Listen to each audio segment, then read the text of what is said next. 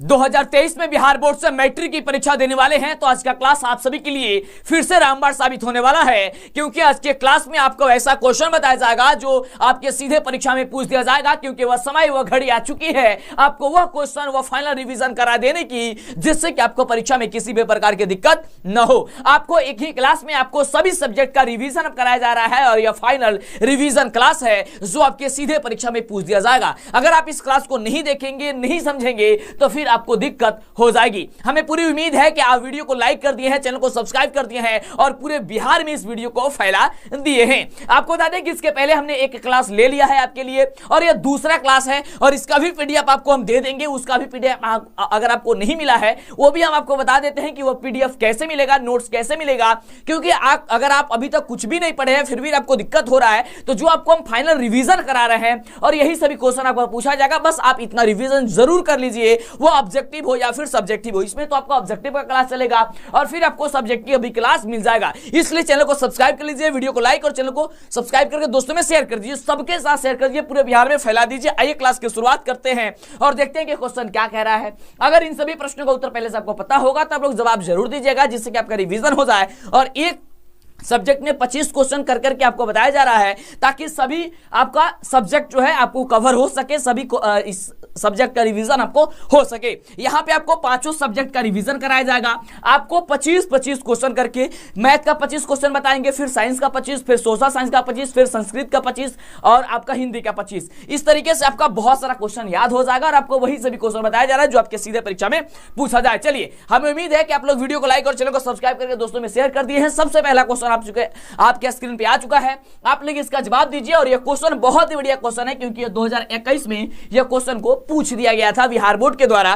Question कुछ यूं कह रहा है कि रैखिक बहुपद के शून्यकों की संख्या कितनी होती है। और रसगुल्ले मेरे शेर, आप लोग तो जानते ही हैं कि रैखिक बहुपदों के शून्य की संख्या कितनी होती है, तो सर एक होती है, यानी कि ऑप्शन नंबर आपका बी हो जाएगा। नीचे कमेंट में एकदम आप लोग छाप दीजिए। अब सिक्का उछल चुका है मेरे प्यारे साथियों, अब हेड भी आपका होगा और टेल भी आपका होगा। चलिए अगले क्वेश्चन का जवाब दीजिए। काफी जबरदस्त और काफी शानदार क्वेश्चन है, शेयर कर दीजिए फटाफट से और शाम 6 बजे प्रतिदिन आइए और जुड़िए और देखिए, जबरदस्त आप तैयारी कीजिए और साथ में 7:30 बजे भी क्लास आपका चलता है। अगला क्वेश्चन कह रहा है कि 2x² माइनस का 3x माइनस 5 एक शून्यक है। यह आपका किसका शून्य, मतलब इसका शून्यक जो होगा वह क्या होगा, एक शून्यक आपको बतलाना है। अब शून्यक कैसे निकाला जाता है इसके बारे में हमने आपको बताया था, और आप लिख लीजिए कि बिहार बोर्ड के परीक्षा में जब आप परीक्षा हॉल में जाइएगा तो आपके सामने इस तरीके का क्वेश्चन 100% पूछा जाएगा, ये मेरी पूरी गारंटी है। आप लिख लीजिए कि मंटू सर ऐसा बोल रहे थे कि यह क्वेश्चन आएगा। और आपको वैसे भी पता है कि हमें अंतिम समय अंतिम घड़ी के लिए जाना जाता है, क्योंकि अंतिम समय में जो आपको हम पढ़ाते हैं, जो बताते हैं, वो सीधे आपके परीक्षा में पूछ दिया जाता है। चलिए, तो शून्यक निकालने के लिए आपको करना क्या होता है, जो भी कुछ दिया गया है बाबू उसको आप लिख लीजिए। तो 2x² माइनस 3x माइनस का 5 दिया गया है, इसके बराबर हम लोग कर लेंगे 0। आप शून्यक निकालने के लिए यहां पे हम लोग करते यूं है कि जो पहला वाला पद होता है वो तीसरे वाले पद में मल्टीप्लाई करते हैं। तो 2x² में -5 से गुणा करेंगे, कितना हो जाएगा, 5 दूनी 10x², यानी कि माइनस का 10x² हो जाएगा। अब -10x² यह कहीं लिखा नहीं जाता है, अपने मन में इसको याद करके रखा जाता है और इसे इतने दो बराबर अच्छे भागों में इसको तोड़ा जाता है ताकि जोड़े या घटाया जाए तो इसके बराबर आ जाए। तो यहां पे अगर हम करें इसको 2x² को 2x² रहने देते हैं और यहां पे अगर हम लोग करें यूं कि यहां पे अगर हम लोग 5x लिख दें और यहां पे 2x लिख दें, तो देखिए 5x में से 2x घट जाएगा, कितना बचेगा, 3x बच जाएगा। बिल्कुल सर, सही आपने किया है, बिल्कुल। और 5x में अब 2 से गुणा कर देंगे तो कितना हो जाएगा, -5x में 2 से गुणा करेंगे कितना हो जाएगा, 5 दूनी 10 x² आपका हो ही जाएगा। और यहाँ पे -5, तो -5 बराबर 0, तो 0 हो जाएगा। कुछ भी नहीं पढ़े फिर भी आप देखिएगा कि आपको बहुत कुछ आना शुरू हो जाएगा, दिक्कत आपको नहीं होगा। और ऐसा आप लिख लीजिए कि इस तरीके का क्वेश्चन 100% आपके एग्जाम में छपेगा ही छपेगा। और उसके बाद से ये 4 पद में हो गया। अब देखिए 2 पद यहां है, 2 पद यहां है। अब इन दोनों में से कुछ कॉमन किया जाता है। कॉमन का मतलब होता है कि दोनों में मिलता जुलता क्या है। यहां पे अगर हम देखेंगे तो यहां पे हम लोग का x मिलेगा और यहां पे क्या बचेगा, जब x को बाहर करेंगे तो यहां पे 2x बचेगा और यहां से -5x में से अगर हम लोग बाहर करते हैं x तो केवल क्या बचेगा, 5 बचेगा। अब उसके बाद देखिए अब प्लस, अब इन दोनों में से 2x में से 2x -5 में से हम लोग क्या बाहर कर सकते हैं, तो इसमें से केवल 1 बाहर करेंगे। क्यों, क्योंकि इसमें भी 1 मिलेगा, इसमें भी 1 मिलेगा, क्योंकि इसमें x है लेकिन इसमें x नहीं है, तो ये कॉमन तो है नहीं, इसलिए 1 कॉमन करेंगे तो क्या बचेगा, 2x और -5 बराबर हो जाएगा हम सभी का 0। अब देखिए ये वाला पद और ये वाला ये एक साथ हो जाएगा, यानी x यानी कि यहां पे हो जाएगा x प्लस 1 और एक देखिए ये 2x माइनस 5 और 2x माइनस 5 ये दोनों में से क्या हो जाएगा, एक हो जाएगा, बराबर हो गया हम सभी का 0। अब देखिए ध्यान से, जब हम सभी का x प्लस 1 बराबर अगर 0 होगा तो x बराबर क्या हो जाएगा, इसको पक्षांतरित करेंगे माइनस का 1 हो जाएगा। देखिए तो देखिए कि x का वैल्यू हम लोग आ गया और यही बात हम लोग को पूछ रहा था, यानी कि एक शून्य निकल करके चला आया है। अब यहां से देखिए कि क्या -1 कहीं है, तो हाँ सर ऑप्शन नंबर बी में है, इसलिए आपका ऑप्शन नंबर बाबू बी नंबर जो हो जाएगा वो सही जवाब हो जाएगा। क्लियर, चलिए हो चुका आगाज जड़ का युग बदलने की तैयारी, जीत उसी की होगी जिसकी संघर्ष जारी। चलिए मीठा मीठा आप कमेंट कीजिए कितनी जबरदस्त आपकी तैयारी करा रहे हैं। आप ये सोच रहे थे ना कि सर क्या करें हम लोग, क्योंकि पूरी फाइनल हम लोग को तैयारी हो नहीं पाई है, क्योंकि देखिए एग्जाम जब नजदीक पाता है तो डर न लगना शुरू हो जाता है। हम तो कहते हैं डर को पहले निकाल कर फेंक दीजिए, और डरना नहीं बाबू, लड़ना है। क्योंकि देखिए अगर आपको हम रिवीजन करा रहे हैं एक सब्जेक्ट का 25-25 क्वेश्चन हम आपको डेली करा रहे हैं, तो समझिए ऐसे में आपको अगर 10 ही वीडियो देंगे तो कितना सारा क्वेश्चन याद हो जाएगा, लगभग 250 क्वेश्चन आपको ऐसे ही याद हो जाएगा रिवीजन के तौर पे। और आपको वही सारी क्वेश्चन है कि आपके एग्जाम में जो पूछा जाता है, जो आने वाला है आप, क्योंकि अब आपको वही पढ़ना चाहिए जो आपके परीक्षा में पूछा जाए।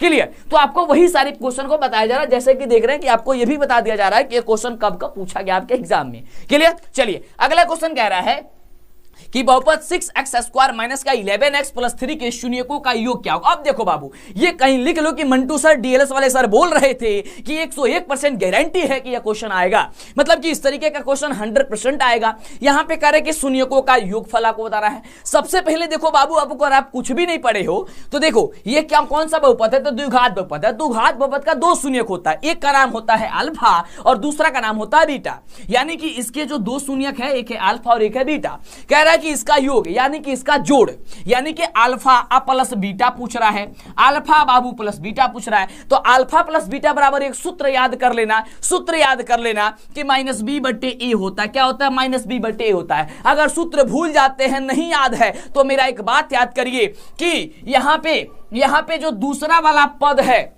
उसको लिख लीजिएगा। क्या कीजिएगा बाबू? दूसरा वाला पद लिख लीजिएगा। क्या है दूसरा वाला पद? -11 लिख लिए और बाटा में भाग दे दीजिएगा पहला वाला पद से। कितना है? 6 से भाग दे दिए, 6 से भाग दे देंगे। अगर इसमें पहले माइनस दिया गया होगा तो आप उसे प्लस कर दीजिएगा। चलिए प्लस कर देते हैं। अगर प्लस दिया गया होगा तो उसे माइनस कर दीजिएगा, यानी कि चिन्हवा बदल दीजिएगा, जो चिन्ह है उसे बदल दीजिएगा, आपका राइट जवाब आ जाएगा। यानी कि प्लस 11/6 आपका आंसर हो जाएगा। 11/6 देखिए कहां है? 11/6 ऑप्शन नंबर सी नंबर में है। देखिए आपका आ गया। अगर आप कुछ भी नहीं पढ़े हैं फिर भी आप कर सकते हैं, दूसरा वाले जो भी मान है वो पहले वाले मान से भाग दे दीजिए। अगर चिन्ह में माइनस है तो माइनस को हटा करके प्लस कर दीजिए, और प्लस है तो माइनस लगा दीजिए। अगर नहीं तो आप अगर इस भी रूल से बनाएंगे तो बात तो वही है। कह रहा है कि -b/a, तो माइनस b का वैल्यू क्या है? -11 है, तो यहां पे लिख लो -11/a। a का वैल्यू कितना सर? 6 है, लिख लेते हैं 6। अब देखिए माइनस सर प्लस होता है, और 11/6 बात तो वही है ना, 11/6 हमने भी तो वही कहा। बिना आपको सूत्र के माध्यम से भी हमने निकाल करके दे दिया कि आप ऐसा कर दीजिएगा, दूसरा वाला जो मान होगा उसमें पहले वाले से भाग दे दीजिएगा। अगर वह मान प्लस में होगा यानी कि धनात्मक होगा तो ऋणात्मक कर देना, ऋणात्मक हो तो धनात्मक कर देना, आपका योग निकल करके चला आएगा। हमें पूरी उम्मीद है कि बड़ा मजा आ रहा होगा आपको। और अंतिम समय और अंतिम घड़ी में जैसा कि आपको पता है कि पूरे बिहार में हमें जाना जाता है, और आपको जो पढ़ा रहे हैं वो बिल्कुल आपके 100% एग्जाम में आएगा, और ऐसा क्वेश्चन आपके 100% एग्जाम में पूछा जाता है। एक नंबर समझो कि आपके एग्जाम में ऐसे यहां से आगे, यानी कि 99 नंबर का ही तैयारी करना है आपको 100 नंबर में से। चलिए अगला क्वेश्चन देखिए। अगला क्वेश्चन है कि निम्नलिखित व्यंजकों में कौन एक चरमे बहुपद है। बाबू यहां पे आपको हम बता दें कि सभी सब्जेक्ट का 25-25 क्वेश्चन उठाए हैं हम, ताकि सभी सब्जेक्ट एक समान रूप से आपका रिवीजन हो। ऐसा ना हो कि मैथ आप पढ़ते चले जाएं, केमिस्ट्री ये आपका साइंस भूल जाए आप, या हिंदी भूल जाएं, या संस्कृत भूल जाए, क्योंकि ऐसे पता ही नहीं चलता है कि हमको क्या तैयारी है। ऐसे में आपको सारे सब्जेक्ट को आप एक समान लेकर के चलिए, क्योंकि जब तक आपका एक समान रिजल्ट नहीं बनेगा सभी सब्जेक्ट में, तब तक आप पास नहीं हो सकते हैं, बेहतर अंक नहीं आ सकता है। चलिए तो जल्दी से पहले चैनल को सब्सक्राइब कीजिए और डेली क्लास कीजिए।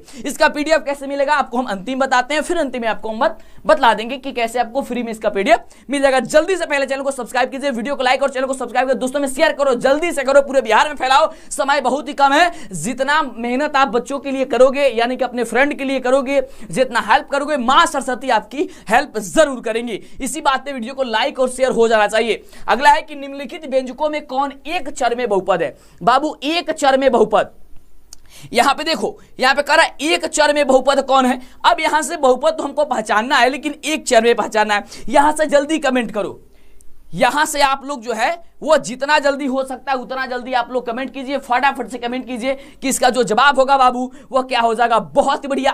तो एक चर की बात करते हैं तो देखिए ऑप्शन नंबर ए में दिया गया है y² + 2। ये एक ही चर में है, केवल y है। ये कितना है? केवल y है। अगर केवल x रहता तब भी एक चर में होता, केवल z रहता तभी एक चर में बहुपद होता। लेकिन यहां पे देखिए, x, y और z तीनों है, तो ये तो एक चर में नहीं है। यानी कि देखो, चर का मतलब होता है कि जो ABCD वाला में अंक हो, मतलब कि हो, तो जो ABCD में होता है वही आपका चर होता है। यानी कि ऑप्शन आपका क्या हो जाएगा? तो आपका ऑप्शन नंबर ए हो जाएगा। क्या हो जाएगा? आपका ऑप्शन नंबर जो हो जाएगा वो ए नंबर बिल्कुल ही राइट हो जाएगा। चलिए बात करते हैं कि हम लोगों का अगला नंबर जो प्रश्न है वह प्रश्न हम सभी का क्या जो है वो कह रहा है। अगला नंबर प्रश्न हम सभी का कह रहा है कि निम्नलिखित में से कौन बहुपद नहीं है? बाबू यहाँ पे बहुपद बताना यही, और ये 100% आपके एग्जाम में इस पर क्वेश्चन पूछेगा। कह रहा है बहुपद नहीं है, और बहुपद कौन होता है? जिसका वैसा बीजीय व्यंजक जिसके चर राशि का घात धनात्मक में हो, यानी कि उसका जो पावर है वह प्लस होना चाहिए, माइनस में नहीं होना चाहिए।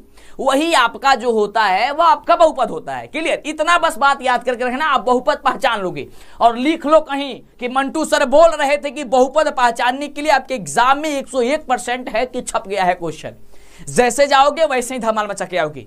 तो बहुपद हमने क्या बताया कि वैसा बीजीय व्यंजक जिसके चर राशि का, यानी कि x, y, z, a, b, c, d जो भी दिया गया हो, उसका राशि जो है आपका क्या है, यानी उसका पावर जो है वह धनात्मक होना चाहिए, यानी कि वह प्लस में होना चाहिए। वही आप सभी का, हाँ बाबू, वही आप सभी का क्या होता है? वही आपका बहुपद होता है। क्लियर? इतना बात याद करके रखिएगा। अब यहां पे देखिए कह रहा है कि कौन बहुपद नहीं है। अब देखो, ये भी प्लस में है यानी बहुपद हो जाएगा, ये भी प्लस में है इसका पावर, ये भी बहुपद हो जाएगा।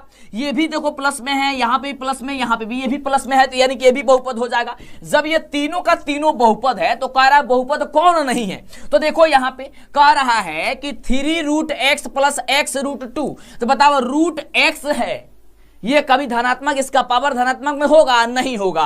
तो जब नहीं होगा इसका मतलब यही आपका बहुपद नहीं है। बस आप सिंपल सा बाबू, मेरे शेर में रसगुल्ले, इतना बात याद करके रखना कि जिस भी बहुपद के जो चर राशि है, यानी कि ABCD XYZ जो भी होता है आपका ABCD में, उसका अगर पावर प्लस में होगा वो बहुपद होगा, और पावर प्लस में नहीं होगा, माइनस में चला आएगा, वो आपका बहुपद नहीं होगा। बस इतना सिंपल से, और ये क्वेश्चन आपके एग्जाम में 100% पूछेगा।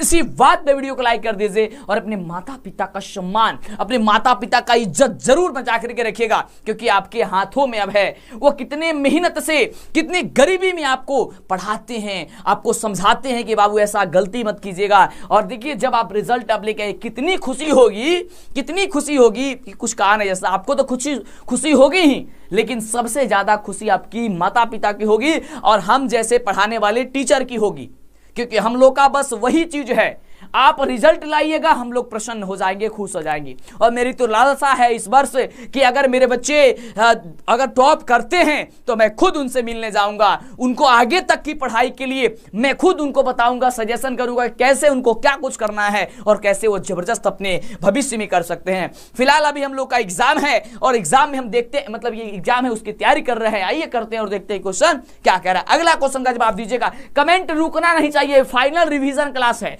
एक ही क्लास में सभी सब्जेक्ट का रिवीजन आपकी चल रही है, बहुत ही जबरदस्त, बहुत ही बढ़िया। इसके पहले हमने एक वीडियो आपको दे दिया है, एक क्लास आपको हमने दे दिया है। प्रश्न कह रहा है कि बहुपद π/2x² + x में x² का गुणांक क्या है। यह भी क्वेश्चन आपके एग्जाम में पूछा जा सकता है 100%। अब देखो सर गुणांक क्या होता है, मतलब गुणांक का मतलब होता है कि x² का गुणांक पूछा है, इसका मतलब हुआ कि x² में किस संख्या से गुणा किया गया है, बस यही पहचानना होता है, यही पहचानना होता है। आपको हम बता दें कि हम आपको चैप्टर वाइज ही क्वेश्चन ला रहे हैं, ये सबसे अद्भुत है आपके लिए, ये हम बोल नहीं रहे कि आपको चैप्टर वाइज, लेकिन कहीं ना कहीं ये चैप्टर वाइज ही क्वेश्चन है। जैसे कि आपके इसके पहले वाले वीडियो में देखा कि केवल वास्तविक संख्या से क्वेश्चन आ रहा था, अब इसमें केवल बहुपद से ही क्वेश्चन आएगा। इसके बाद दो चर वाले रैखिक समीकरण से क्वेश्चन आएगा, इसके बाद से आपका द्विघात समीकरण से क्वेश्चन आएगा, फिर आपको समानांतर श्रेणी से। इस तरीके से हम आपको सारी चैप्टर का रिवीजन और वह सभी क्वेश्चन बता देंगे जो सीधे एग्जाम में छप जाएगा। अगर समझो हम 25 क्वेश्चन बता रहे हैं, अगर 10 को हम वीडियो में आपको बता दिए 25-25 करके, तो आपका 250 क्वेश्चन हो जाएगा। और जिस बच्चे को ये सब्जेक्ट में अगर 250 क्वेश्चन याद हो गया एकदम वही सभी क्वेश्चन और उसी आधार पर क्वेश्चन आएगा एग्जाम में, तो बताओ कि वो क्वेश्चन नहीं बनेगा? बिल्कुल 100% बनेगा यार, क्योंकि 100 को ऑब्जेक्टिव में से 50 को सही करना होगा, तो 100% होगा। तो मिस करोगे, नहीं देखोगे तो फिर दिक्कत होगा। इसलिए कहते हैं आप अपने दोस्तों में शेयर कीजिए और उनको भी बताइए, क्योंकि उनकी पूरी लाइफ बर्बाद हो जाएगी अगर ये क्लास नहीं लेते हैं वो और छूट जाते हैं, फिर उनको पछताना ही पड़ेगा। जो कुछ नहीं पढ़े हैं उनके लिए सारी चीजें चल रही है। कह रहे एक्स स्क्वायर का गुणन का मतलब हो गया एक्स स्क्वायर में किस संख्या से गुणा किया गया है। तो देखो यहाँ पे π/2 से गुणा किया गया एक्स स्क्वायर में, इसका मतलब हो गया इसका आंसर हो जाएगा π/2। देखो ऑप्शन कहां है sir? Option number A number में है, तो ए नंबर टिक कर दीजिए, ए नंबर पे गोला लगा दीजिएगा, सही जवाब हो जाएगा। चलिए बात करते हैं। देखो आप वीडियो को लाइक कर देते हैं, मेरा मनोबल बढ़ जाता है, इसलिए सभी बच्चे देखते हैं वीडियो, तो सभी बच्चे एक बार लाइक देखिए। लाइक करने में आपका क्या जाता है? कुछ जाता है? नहीं जाता है। हम लोग को खुशी मिलती है, हमें खुशी मिलती है कि आप हमारे वीडियो को, हमारे क्लास को देखे, आपको पसंद आया, आपने लाइक किया, मीठा मीठा कमेंट किया कि सर ऐसा वीडियो आपका लगता है बहुत मजा आता है पढ़ने में, तो ये सही खुशी होती है और आपके लिए बहुत उत्साह से हम काम कर पाते हैं आपके लिए। क्लियर? अगला देखो, ये क्वेश्चन 100% पूछा जा सकता है आपके एग्जाम में कि बहुपद 5x³ plus 4x² plus 7x का घात क्या होगा। घात का मतलब पावर क्या है। अब देखो यहाँ पे पावर देखोगे तो यहाँ पे 3 भी है, 2 भी है और यहाँ पे 1 भी है। अब यहाँ पे पूछा है पावर क्या होगा, लेकिन इसमें से ऑप्शन तो आपका एक ही कोई होगा। तो देखो पावर जब भी पूछेगा मेरे शेर, तो इसमें सबसे ज्यादा मान जिसका होगा वही पावर हो जाएगा। जैसे यहाँ पे 5x³ है, यानी कि इसका सबसे ज्यादा यहाँ पे पावर क्या है, तो 3 है, 3 से ज्यादा नहीं है, तो इसका आंसर 3 हो जाएगा। अगर 4 रहता तो 4 हो जाता, 5 रहता तो 5 हो जाता, तो 3 हो जाएगा। यानी कि ऑप्शन देखिए कहां है 3 में, तो देखोगे तो ऑप्शन नंबर आपका सी है, यानी कि सी नंबर आपका सही जवाब हो जाएगा। क्लियर? सही जवाब आपका हो जाएगा। इससे बाहर मेरी पूरी गारंटी है कि क्वेश्चन आपके एग्जाम में नहीं पूछेगा। भले ही थोड़ा सा अंक इधर उधर कर सकता है एग्जाम में, वो भी कोई कोई क्वेश्चन में, ऐसा नहीं कि सभी क्वेश्चन में ना। अब को जैसे कि 100 क्वेश्चन पूछ रहे हैं तो लगभग 10 से 12 क्वेश्चन ही ज्यादा से ज्यादा होगा जो आपको थोड़ा सा केवल अंक बदला जाएगा, लेकिन हूबहू क्वेश्चन जो बता रहे वही सभी क्वेश्चन आपको पूछा जाएगा। अगला प्रश्न हम सभी का कह रहा है कि निम्नलिखित में से कौन रैखिक बहुपद है। अब बाबू रैखिक बहुपद कौन है? रैखिक बहुपद। अब रैखिक बहुपद इसमें पहचानना है, तो रैखिक बहुपद का मतलब बस इतना ही होता है कि जिसका पावर 1 है, यानी कि जिसका घात जो है वह 1 हो, वही आपका रैखिक बहुपद होता है। क्लियर बाबू? हाँ, तो इसमें से देखो किसका घात 1 है, इसका देखो घात 2 है, इसमें देखो घात 3 है, इसका घात देखो 3 है, लेकिन 1 किस में है, तो सर ऑप्शन नंबर सी में है, यानी कि 1 + x चाहे x + 1 क्या है, इसका पावर 1 है। तो जिसका भी पावर 1 होगा वही आपका रैखिक बहुपद होगा, यानी ऑप्शन आपका जो हो जाएगा सी नंबर हो जाएगा। क्लियर? समझे आप लोग? सी नंबर हो जाएगा। और आपको सभी क्लास लेना है, इसके पहले वाला क्लास नहीं लिए हैं, नीचे डिस्क्रिप्शन में लिंक है, इस वीडियो को देखने के बाद भी वो वीडियो देख लीजिएगा, जरूर देखिएगा, ठीक ना। और अपने दोस्तों में शेयर कर दीजिएगा। हमने प्लेलिस्ट का लिंक आपको बना दिया है, प्लेलिस्ट हमने बना दिया ताकि एक ही जगह सारा क्लासेस आपको मिल जाए। अगला क्वेश्चन, बहुपद x + 2 के शून्यक क्या है। अब देखो जब भी हमने आपको बताया था बाबू कि शून्यक निकालना होगा, शून्यक, तो x + 2 दिया गया, जो भी दिया गया उसको लिख लीजिएगा, बराबर में 0 लिख लीजिएगा। जैसे ही 0 लिखिएगा ऑटोमेटिक आपको समझ में आता चला जाएगा कि ये क्वेश्चन कैसे बनेगा। देखो गणित में क्या होता है, सबसे आसान होता है मेरे साथ, सबसे आसान होता है, बस आपको स्टेप वाइज स्टेप चलना होता है, ऑटोमेटिक आंसर चले आता है। जैसे कि एक पूछा है कि शून्य क्या होगा, अब आपको पता नहीं होता तो कहते सर शून्य कैसे निकलता है, कैसे निकलता है। कुछ नहीं यार, आपको करना क्यों है कि जो भी क्वेश्चन दिया गया आपको उसके बदले 0 लिख लो। जैसे ही 0 लिखे आपने तो यहाँ पे आपको दिखने लगा कि यहाँ पे x + 2 है, इसका मतलब इसको पक्षांतरित कर दो तो क्या हो जाएगा, x बराबर हो जाएगा -2। तो जब x बराबर -2 आ गया यानी x का वैल्यू तो निकल ही गया, तो जब निकल गया इसका मतलब क्या हो गया, ऑप्शन नंबर बी जो होगा वो राइट जवाब हो जाएगा। क्लियर? तो इतना इजी होता है, इतना आसान होता है आपको बनाना। चलिए अगले प्रश्न की बात करते हैं, काफी लॉलीपॉप तरीके से आपको बता रहे हैं। चलो अगला देखो, ये भी क्वेश्चन आपको 2021 में पूछ दिया गया था, पूछा हो गया था कि द्विघात बहुपद x² + 1/6x - 2 के शून्यक होंगे। अब देखो ये इसमें भी आपको शून्यक ही बताना है। अब सर ये कैसे बनेगा? तो कुछ नहीं, जैसा आपको हमने बताया उसी प्रकार से आप इसको भी कीजिए। आइए करते हैं। आप लिखिए एक्स एक्स स्क्वायर प्लस का 1/6x माइनस का 2 इक्वल टू बराबर लिख लीजिए 0। जैसा ही आप 0 लिखिएगा आपके मन में कुछ होने लगेगा कि सर इसको ऐसे ऐसे करके बना दीजिए। अब जब हमने 0 इसको लिखा तो आप देखिए ये नीचे बट्टे में 6 है, इसको सबसे पहले 6 को हम लोग हटा देते हैं, भगा देते हैं। भगाने के लिए एक तरीका होता है कि जो ये 6 है ना, ये सभी पदों में गुणा कर दोगे तो ये 6 गायब हो जाएगा सभी पदों में। तो जब सभी पदों में गुणा करोगे यानी कि देखो 6 में x से गुणा करेंगे हो जाएगा 6x स्क्वायर प्लस, अब जिसके नीचे बटा होगा उसमें गुणा उससे नहीं होगा, केवल उसको छोड़ के सबसे गुणा कर दो। तो केवल इसमें 1/6 था तो 1 की जगह क्या है, यहाँ पे x में 1 से गुणा करेंगे तो x ही होगा, तो यहाँ लिख दो x। और देखो यहाँ पे 6 है और यहाँ पे -2 है, तो 6 दूनी 12 बराबर हो गया अब सभी हम लोग का 0। यहां तक हो गया। अब ये जो 6 है ये 0 से गुणा करते तो 0 हो जाता है, इसलिए हमने इसको 0 लिख लिया है। अब यहां पे ध्यान दीजिएगा, यहां पे हम लोग का जो है वह अब ये 3 पद में आ गया। अब इसको हम लोग का शून्य को निकालना है। शून्य क्या निकालना है? शून्य निकालना है। अब यहां पे जब हम लोग को शून्य निकालना है तो यहां पे 12 छक 72 होता है। कितना होता है? 12 छके 72। अब 72 को इतने अच्छे दो बराबर भागों में तोड़ना होता है ताकि ये x के बराबर आ जाए। ये 72x स्क्वायर हो जाएगा। अब 72x स्क्वायर हो गया। अब इसको तोड़िए, आप क्या लिख सकते हैं आप? तो देखो इसको अगर समझ में कुछ नहीं आता होगा कि कैसे हम तोड़े, सबसे पहले इसका आप लोग खंडन कर दीजिएगा, गुणनखंड कर दीजिएगा। 36 दूनी 72, यहां से करिएगा 2 दूनी 18 दूनी 36, यहां से 2 कीजिएगा 9 दूनी 18, फिर 3 से करेगा 3 3 9, फिर 3 के करेगा 3 एकम 3। अब इसमें आप खुद ना खुद कैलकुलेट करिए। देखियो यहां से करते हैं 3 3 9 और 2 दूनी 4 और 4 दूनी 8, 8 8 9 72, 8 9 कितना होता है? 72, यानी 8 और 9। तो अगर हम लोग यहां पे ध्यान देंगे, अगर ये 6x स्क्वायर है अब प्लस यहां पे अगर लिख लेते हैं 9x अब माइनस का 8x, तो बताओ 8 9 72 तो x स्क्वायर हो गया और 9 में से 8 घटेगा तो x बच जाएगा। हाँ सर ये तो आ गया, इतनी कठिन था आपने इतनी इजी तरीके से बता दिया। बस यही एक प्रोसेस होता है, आप उसका गुणखंड कर दीजिएगा जब भी समझ में नहीं आए तो, और उसमें खुद कहीं ना कहीं से देखिए मल्टीप्लाई करके अप्लाइएगा तो ऑटोमेटिक आ जाएगा। और -12 तो 12 अब बराबर हो गया आप सभी का 0।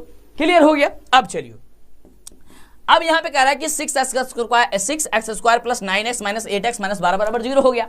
अब ये 4 पद में हो गया। जब 4 पद में हो गया तब इसमें से हम लोग को कमन करना है कि इसमें से कमन क्या होगा।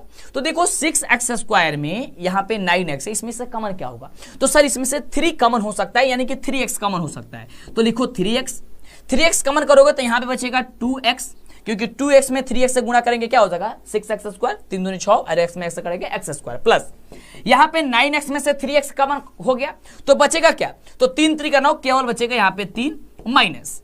अब यहाँ पे क्या चीज कमन करना है सर? तो यहाँ पे हम लोग कमन करना है 4 हम लोग को कमन कर रहा है। जब 4 करेंगे तो क्या होगा? 4 करेंगे तो क्या करेंगे 4 दूनी 8 यानी x हो जाएगा। कितना होगा? 2 बचेगा, 2x बचेगा और यहाँ पे क्या बचेगा? देखो अब ये जो हम लोग का है, अब ये हम लोग का है तो यहां पे अब 12 है। अब 12 करेंगे तो 4 3 12 होता है। कितना होता है? 4 3 12 होता है। अब माइनस माइनस करते तो प्लस हो जाता है, इसलिए यहां पे प्लस लिखेंगे। देखो 3x में माइनस 4x से गुणा करेंगे कितना होगा? -4 3 12x माइनस 4 3 12 हो जाएगा, बराबर हो गया हम लोग का 0। यहां तक कोई दिक्कत नहीं हुआ है। अब देखो ये वाला टर्म और ये वाला, ये दोनों एक साथ करेंगे हम लोग। तो चलिए करते हैं 3x करते हैं 3x -4 और ये देखो 2x + 3 और 2x + 3। एक बात याद करके रखना, जब तक ये दोनों वैल्यू अगर बराबर नहीं दिखेगा आपको, समझिएगा कि आपने कहीं ना कहीं गलती कर दिया है। गुणखंड में हमेशा ये मान बराबर होना चाहिए। जब तक आपका वैल्यू बराबर नहीं आया है तब तक आपका ये मान सही निकल करके नहीं आया होगा। क्लियर? तो ये वैल्यू जरूर एक बार चेक कीजिएगा बराबर आया है कि नहीं। तो इन दोनों में से हम लेंगे, क्या करेंगे 2x प्लस का 3 इक्वल टू 0 हो गया। अब चलो जब हम लोग अगर 3x -4 इक्वल टू 0 मानेंगे, क्लियर, जब हम लोग करते हैं तो 3x बराबर क्या हो जाएगा? 4 हो जाएगा। 3x बराबर क्या हो जाएगा? 4 हो जाएगा। तो x बराबर क्या हो जाएगा? 4/3 हो जाएगा। एगो x का वैल्यू आ गया 4/3। जब हम लोग 2x + 3 बराबर 0 करेंगे, जब हम लोग यहां से 2x प्लस 3 इक्वल टू 0 करेंगे तो 2x बराबर हो जाएगा माइनस का 3, x बराबर हो जाएगा माइनस का 3/2 हो जाएगा। x बराबर क्या होगा माइनस 3/2, यानी कि एक x का वैल्यू आया माइनस 3/2। यानी कि हम लोग का अगर x की बात करते हैं तो दो वैल्यू आया है, एक आया है 4/3, एक आया है माइनस का 3/2। और देखिए कि ये ऑप्शन कहां पे दिया गया है, 4/3 और माइनस 3/2। देखो ऑप्शन नंबर में हम लोग का बी नंबर में ध्यान से देखो, यहां पे हम लोग को दिया गया है, देखो माइनस 3/2, 4/3 ऑप्शन नंबर बी में दिया गया है। इस तरीके से ऑप्शन नंबर बी होगा वह सही जवाब हो जाएगा। तो इस तरीके से किसी भी क्वेश्चन को आप आसानी तरीके से, इजी तरीके से आप निकाल सकते हैं। चलिए अब बढ़ते अगले क्वेश्चन के और अगले प्रश्न का जवाब दीजिए। ये भी देखो, ये भी क्वेश्चन भी 2021 में पूछा गया था, तो काफी शानदार क्वेश्चन होगा ना होगा, बिल्कुल होगा। चलिए तो बताइए, कह रहा है कि यदि बहुपद p इंटू एक्स का एक गुणनखंड x प्लस 1 हो तो बहुपद p इंटू एक्स का शून्य क्या होगा। क्लियर, ये भी वही है, कह रहा है कि अगर x प्लस 1 का अगर ये गुणनखंड हो तो यानी कि x प्लस 0 बराबर हम लोग कर लेते हैं, ये x प्लस 1 बराबर 0, तो x बराबर हो जाएगा माइनस का 1, यानी कि x का वैल्यू हो जाएगा माइनस का 1, जो कि ऑप्शन नंबर ए में दिया गया और ये नंबर आपका सही जवाब होगा। समझ में रहे ना आप लोग। तो इस तरीके से गणित के क्वेश्चन को चुटकियों में आसानी से जबरदस्त तरीके से बना सकते हैं। जब तक यह क्लास खत्म नहीं होगा संकल्प लीजिए कहीं नहीं जाना है, क्योंकि एक ही क्लास में आपको सारी चैप्टर का सारी सब्जेक्ट का, यानी कि math, science, social science, Hindi और संस्कृत, सबका क्वेश्चन हम आपको कराएंगे, सबका क्वेश्चन हम बतलाएंगे। अगला कह रहा है कि 5y² माइनस का 14y प्लस 8 के शून्यकों का योग बताइए। अब देखो वो योग बताने वाला आ गया। हमने आपको क्या रूल बताया था, एक ट्रिक बताया था कि जब भी आप योग पूछेगा यानी कि अल्फा प्लस बीटा पूछेगा, कहने का मतलब शून्य को, ये देखो x5y² यानी कि ये द्विघात बहुपद है, द्विघात बहुपद के दो शून्य, एगो अल्फा एगो बीटा, इन दोनों का पूछ रहा है जोड़, बराबर हमने बताया था रूल होता है -b/a। इस रूल पे हमने कहा था कि अगर आपको याद नहीं रहता तब भी कोई दिक्कत नहीं है, या फिर आप इस रूल से बना सकते हैं।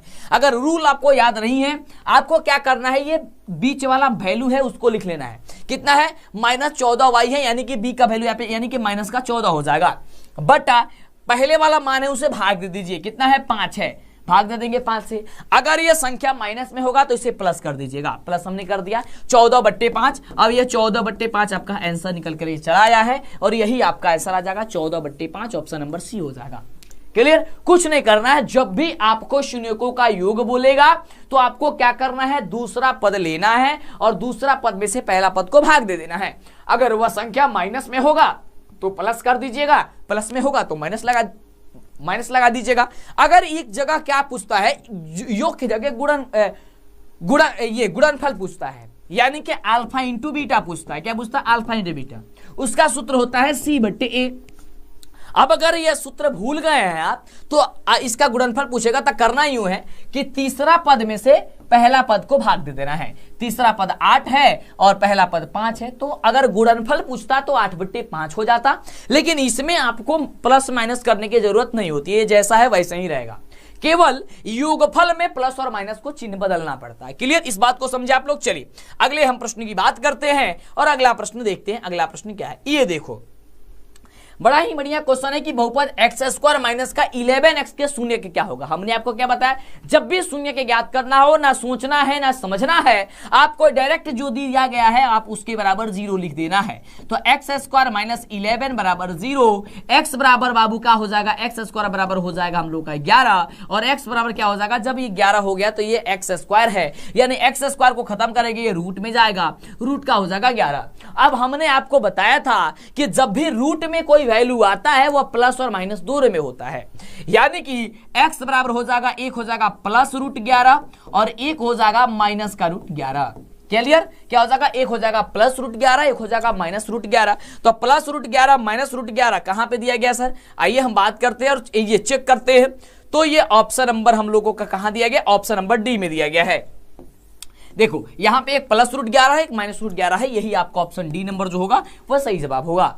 समझ में आ रहा है, बिल्कुल बाबू समझ में आएगा। क्यों नहीं समझ में आएगा, जब इतनी जबरदस्त और इतनी शानदार तरीके से आपको हम बता रहे हैं। चलिए थोड़ा सा भोजपुरी भी आपसे हम बातें कर लेते हैं।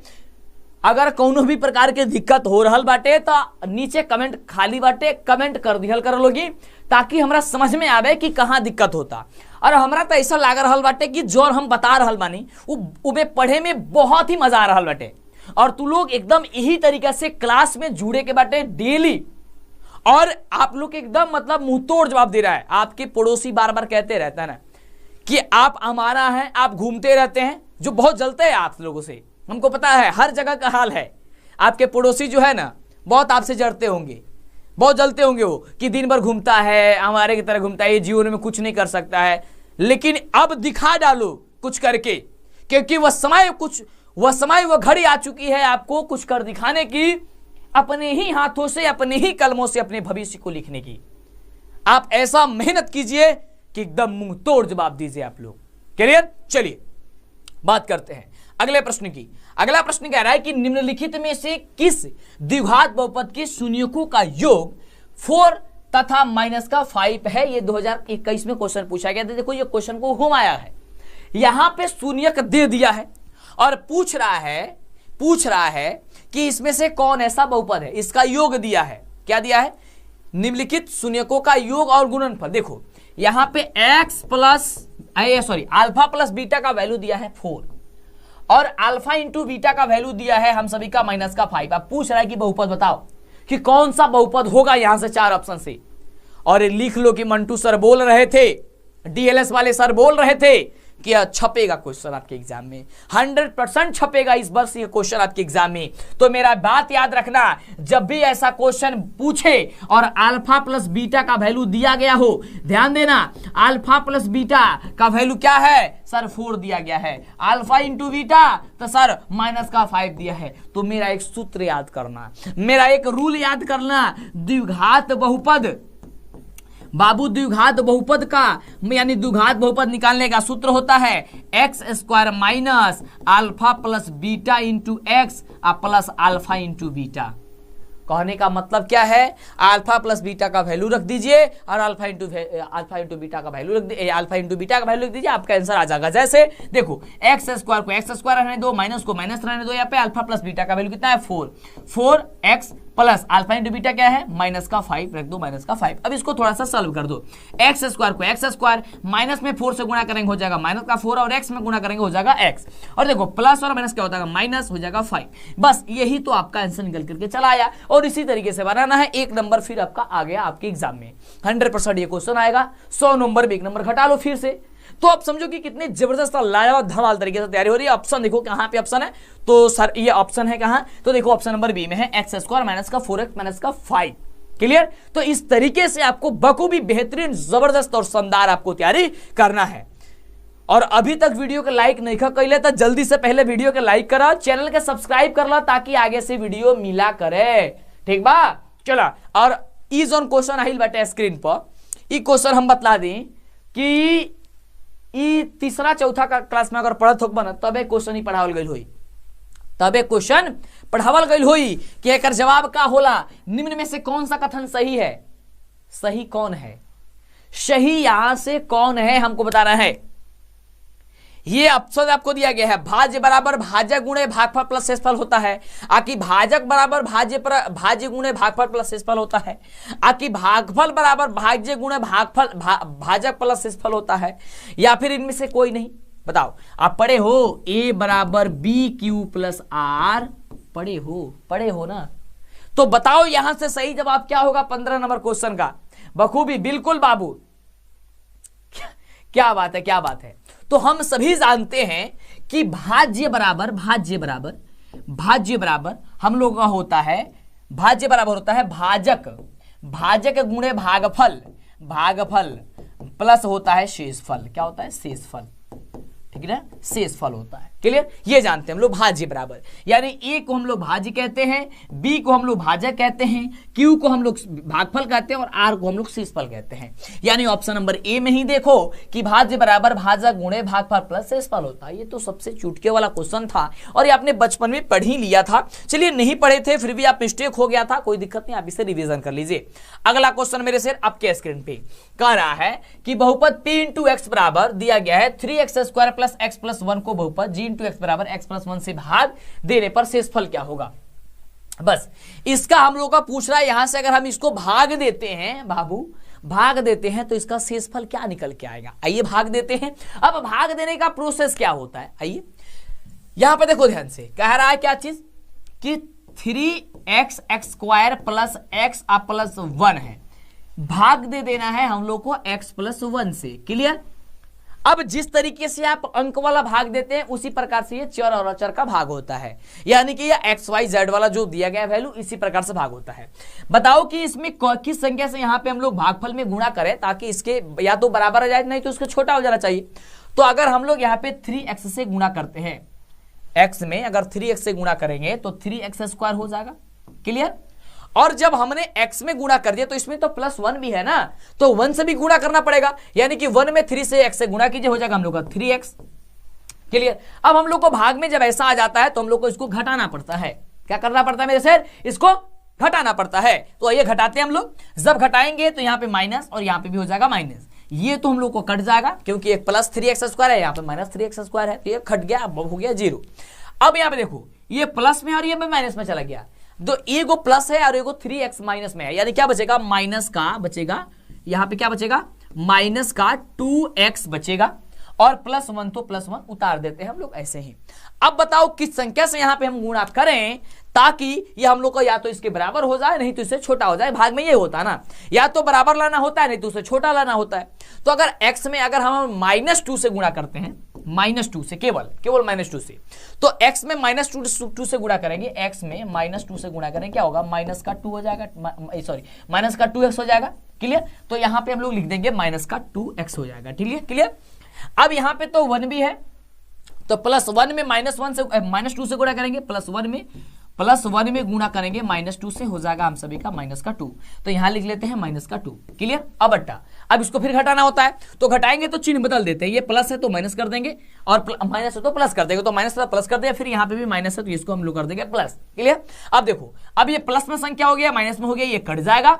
अब देखो ये प्लस में है और ये भी प्लस में अब हो गया, तो एगो दूगो को 3 गो, जब 3 गो हो गई तो 3 ही आंसर आ जाए, यानी कि शेषफल हम लोग का हो जाएगा 3। क्लियर। तो इस तरीके से हम लोगों को क्वेश्चन बनाना होता है और इसका जवाब आ जाता है। आप बताइए कि हमारे पढ़ाने का अंदाज, हमारे पढ़ाने का तरीका, हमारे समझाने का तरीका आपको कैसा लग रहा है, क्या आपको मजा आ रहा है? तो नीचे कमेंट कीजिए, सबको बताइए कि मंटू सर द्वारा डीएलएस एजुकेशन का जो चैनल है वो लाखों बच्चों को अपने भविष्य में बेहतर करवा चुका है और आपकी अब बारी है और आप भी अब बेहतर जरूर करेंगे। अगला क्वेश्चन आपके स्क्रीन पे है, कह रहा है कि बहुपद p इंटू एक्स बराबर दिया गया है x³ + 1 को x + 1 से भाग देने पर शेषफल प्राप्त क्या होगा। सिंपल सा यहां पे वही कंडीशन करना है। ये शायद क्वेश्चन डबल हो गया का, यही क्वेश्चन था का ऊपर, नहीं ये क्वेश्चन नहीं है, ये इसमें x था और 1 था, लेकिन केवल इसमें x³ + 1 है।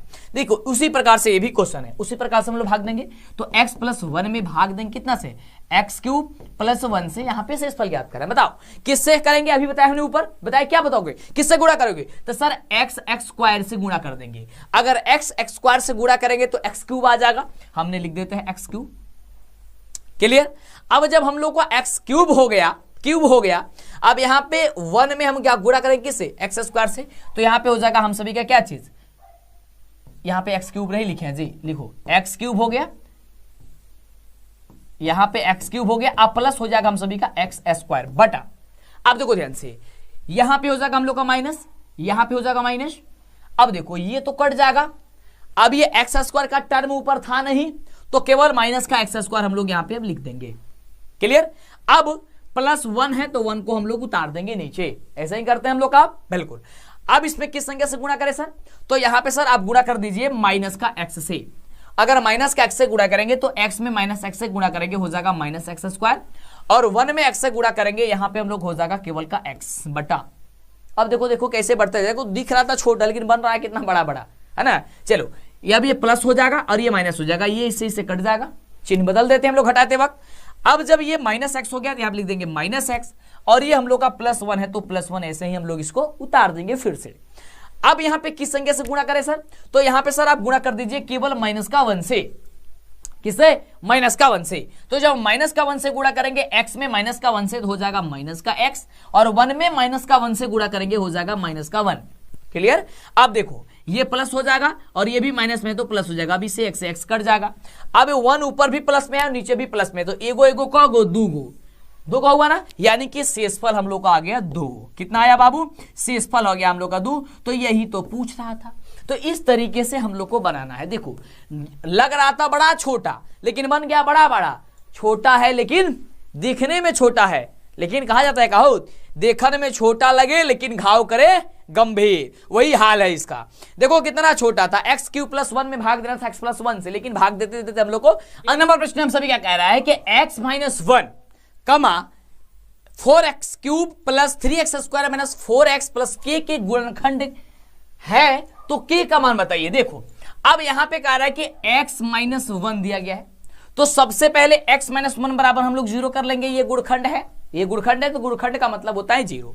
तो यहां पे क्या हो जाएगा, x बराबर 1 हो जाएगा, यानी कि हम लोग का x का वैल्यू 1 निकल गया। पूछ रहा है k का वैल्यू, तो जहां जहां x है तहां तहां हम लोग की मानेंगे कि नहीं मानेंगे, सॉरी जहां जहां x है वहां वहां 1 मानेंगे कि नहीं? हाँ सर मानेंगे 1। चलो तो यहां से हम लिख लेते हैं कि हम लोग को जो वैल्यू है वह x बराबर 1 आया गया है। अब यहां पे हम लोग को दिया गया है 4x क्यूब प्लस का 3x स्क्वायर माइनस का 4x प्लस का के दिया गया है, इक्वल टू इसके बराबर हम कर देते हैं 0। क्लियर बाबू? यहां तक कोई दिक्कत आपको नहीं होनी चाहिए। अब देखो जहां जहां x है तहां तहां 1 रखो, तो 4 गुणे 1 का क्यूब प्लस 3 गुणे 1 का स्क्वायर माइनस 4 गुणे 1 अब प्लस का के बराबर 0। ठीक ना? अब बराबर जब 0 हो गया, आप देखिए इसे सॉल्व कीजिए। 4 और 1 का क्यूब करिए, क्या होगा? 1 होगा, प्लस यहां पे प्लस यहां पे 3 का 3 गुणे 1 का स्क्वायर कीजिएगा, हो जाएगा 1 माइनस 4 में 1 से गुणा करिएगा 4 अब प्लस के, तो के बराबर हो गया हम सभी का 0। अब देखो 4 में 1 से गुणा करेंगे हो जाएगा 4, 3 में 1 से गुणा करेंगे हो जाएगा 3 माइनस 4 प्लस के इक्वल टू 0। अब देखो ये प्लस 4 है, ये माइनस 4 है, कट जाएगा, घट जाएगा, 0 आ जाएगा। अब बच्चा क्या चीज हम लोगों का बाबू, तो 3 प्लस के इक्वल टू 0, तो के बराबर हो जाएगा, हम सभी को पक्षांतरित कर दो, हो जाएगा माइनस का 3, यानी कि के वैल्यू जो निकल के आई बटे हमने के माइनस के 3 निकल के आई, जो ऑप्शन नंबर डी नंबर में दिखल गई बाटे, और डी नंबर आपका बिल्कुल बिल्कुल सही जवाब हो जाएगा। तो इस तरीके से जैसे ही क्वेश्चन आपके एग्जाम में आएगा आपको फटाफट से बना डालना है ना? काफी लाजवाब। चलिए आगे बात करते हैं। और ये क्वेश्चन आपके एग्जाम में 100% ये आपको पूछा जा चुका है, मतलब कि जा सकता है, बिल्कुल आप याद करके रखिएगा। चलिए अगला क्वेश्चन कह रहा है कि निम्न बहुपदों में से किस बहुपद का एक गुणनखंड x प्लस 1 है, यानी कि x प्लस 1 का इसमें से कौन ऐसा है जिसका गुणनखंड हो सकता है या फिर बता सकते हैं आप लोग।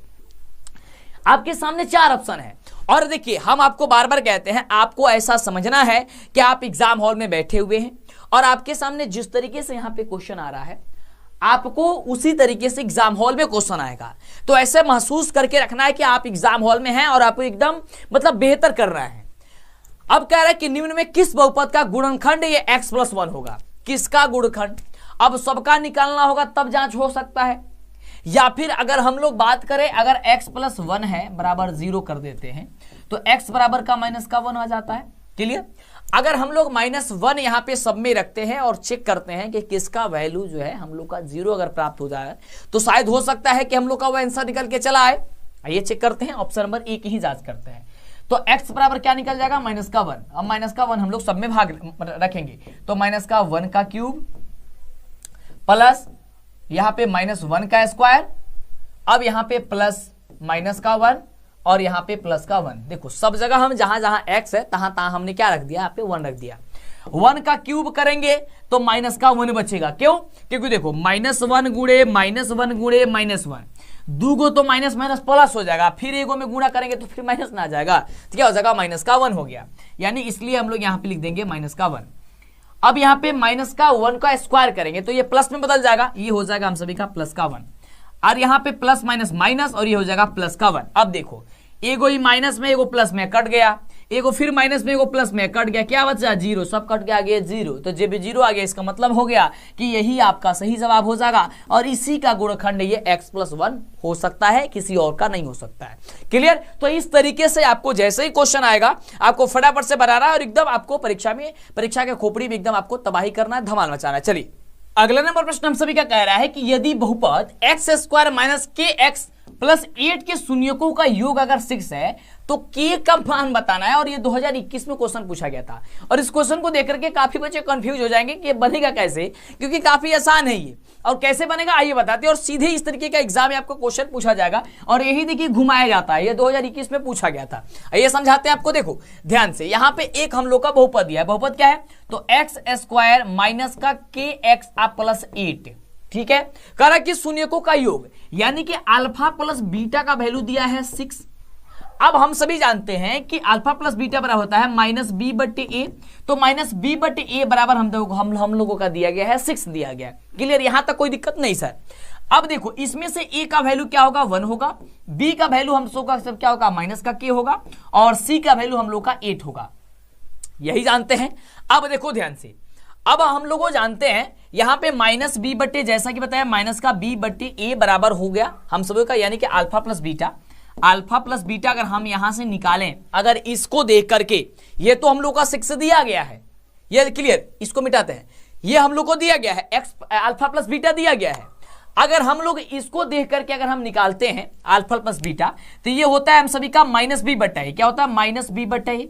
यानी कि यहां से हम लोग को माइनस लगाएंगे और बी का वैल्यू क्या है? यहाँ पे बी का वैल्यू के है, माइनस का के है, यहाँ लगेगा माइनस के, तो ये लिख देंगे माइनस के। अब बट्टा हो जाएगा हम सभी क्या क्या 6। ए का वैल्यू क्या है? 1।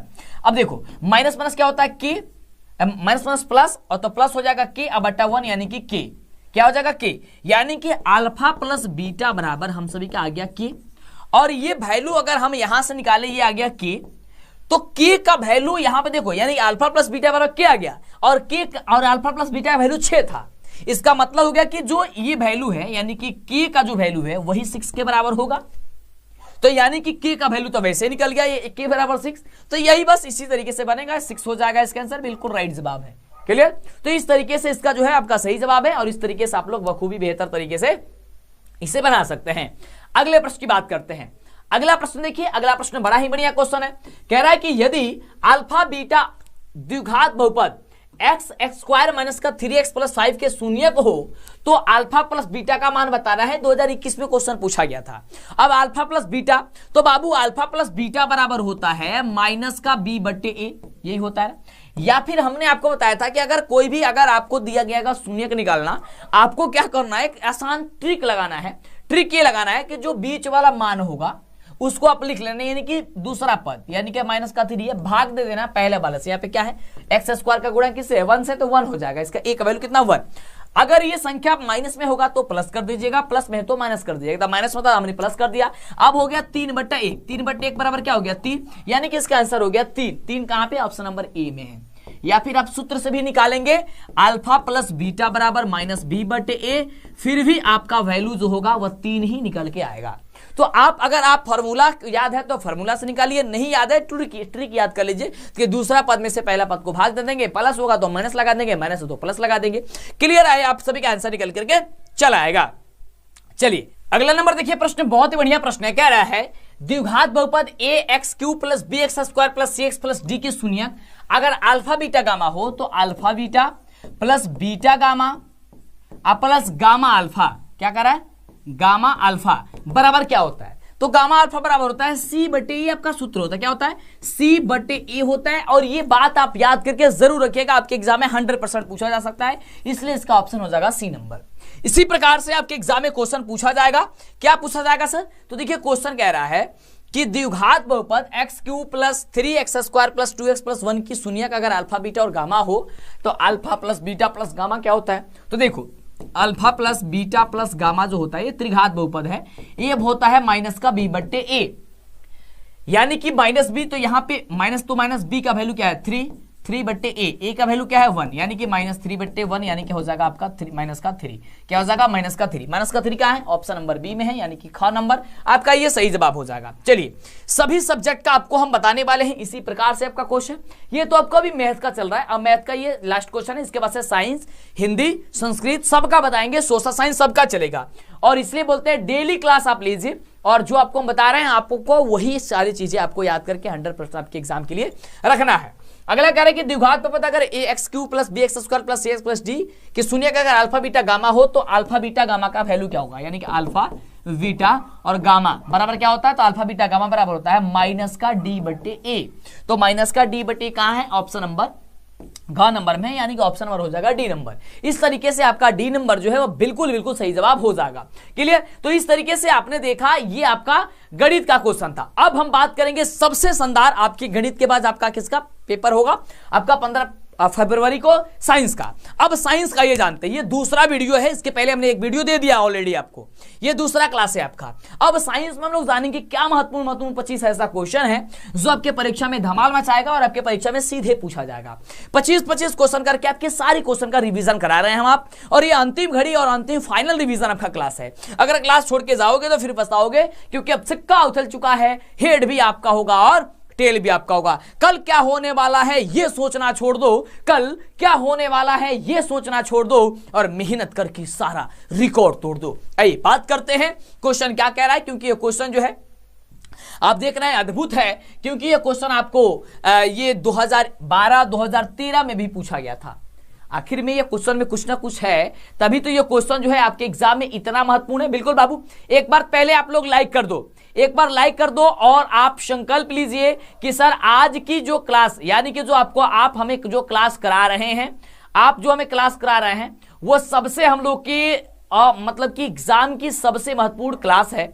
और सर इस क्लास को हम लोग पूरी मतलब ईमानदारी से हम लोग देखेंगे। इसका पीडीएफ बता देते हैं, ऑलरेडी इसका पीडीएफ सब कुछ। हाँ, एक बार लाइक कर दिए हो, बिल्कुल बाबू, एक बार आप सभी लाइक कर देंगे और शेयर कर देंगे जितना ज्यादा आपसे हो सकता है। देखिए पूरे बिहार में, देखो क्योंकि आप ही हैं वो जो इसको आप अपने पूरे फ्रेंड को बता सकते हैं, समझा सकते हैं कि हाँ आप पढ़िए, वो समय वो घड़ी आ चुकी है आपको कुछ कर दिखाने की, अपने ही हाथों से अपने ही कलमों से अपना भविष्य लिखने की। क्यों आप लापरवाही करोगे? तो जब आपके लिए इतनी जबरदस्त बताया जा रहा है तो आप बिल्कुल लापरवाही नहीं करेंगे। आइए बस समझते हैं क्वेश्चन हम लोग का क्या कह रहा है, ठीक ना। ये सीधे आपके एग्जाम में पूछा जा सकता है कि कोई विलेन जो है लाल लिटमस को नीला कर देता है, इसका जो पीएच है, इसका पीएच संभवतः क्या हो सकता है। हमें उम्मीद है कि लाइक और चैनल को सब्सक्राइब जरूर आप किए होंगे, नहीं किए हैं कर दीजिए और आप कमेंट कीजिए कि क्लास कैसा लग रहा है। कह रहा है कि कोई विलेन लाल को नीला कर देता है। लाल को नीला कौन करता है? तो सर क्षार करता है। क्या करता है सर? क्षार करता है। और क्षार का पीएच मान कितना होता है? हमने आपको बताया सर 7 से अधिक होता है। क्या होता है? 7 से अधिक होता है। तो यहां से देखो कि 7 से अधिक कौन मान है, कहोगे सर ऑप्शन नंबर डी में है, तो ऑप्शन नंबर आपका डी सही जवाब हो जाएगा। तो इस तरीके से जब आप समझ करके याद कर रखिएगा ना, जैसे क्वेश्चन आएगा आपको दिक्कत नहीं होगा, आप हर एक प्रश्न का जवाब जो है और बखूबी आप आसान तरीके से बना सकते हैं। अगला देखिए, कह रहा है कि एसिटिक अम्ल का तनु विलयन के बारे में कौन सा अवलोकन सत्य है, और यह क्वेश्चन 2018 में क्वेश्चन पूछा गया था। और जब यह क्वेश्चन आपको 2018 में क्वेश्चन जब आपके लिए पूछा गया था, समझिए कि क्वेश्चन आपके लिए अति महत्वपूर्ण है और आपको इसका जवाब जरूर पता होना चाहिए। तो देखो यह सिरका सी गंध देता है। क्या करता है? यह सिरका सी गंध देता है, यानी ऑप्शन आपका ही हो जाएगा। हमसे तेजी से कोशिश कीजिए जवाब देने की, फटाफट से। चलिए आगे बढ़ते हैं।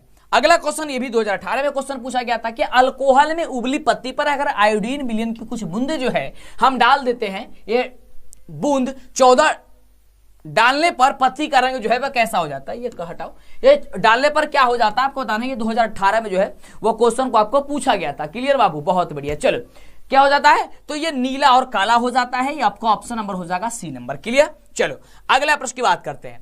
अगला देखिए, अगला क्वेश्चन ये 2015 और 2020 में क्वेश्चन पूछा गया था। इसका मतलब है कि क्वेश्चन आपके एग्जाम में इस पर पूछा जा सकता है कि निम्नलिखित में लवण कौन है? लवण कौन है?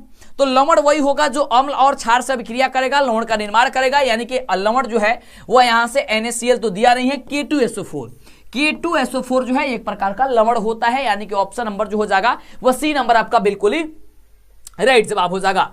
अगला प्रश्न हम सभी क्या कह रहा है कि किसी भी उदासीन विलयन का पीएच मान क्या होता है? यह भी क्वेश्चन 2013 और 2015 में पूछा गया था। जल्दी से जवाब दो कि किसी विलयन का उदासीन विलयन का पीएच मान। तो बाबू मेरे शेर, उदासीन विलयन का पीएच मान 7 होता है, यानी कि 7 होला 7 ऑप्शन नंबर बी बा, और बी नंबर आपका सही जवाब हो जाएगा। चलिए अगले प्रश्न की बात करें। हाँ सर बात कीजिए, एक बार लाइक करके शेयर कर देना। कह रहे कि लिटमस विलयन बैंगनी रंग का रंजक होता है जो निकाला जाता है, किससे निकाला जाता है? ये 2013 में पूछा गया था।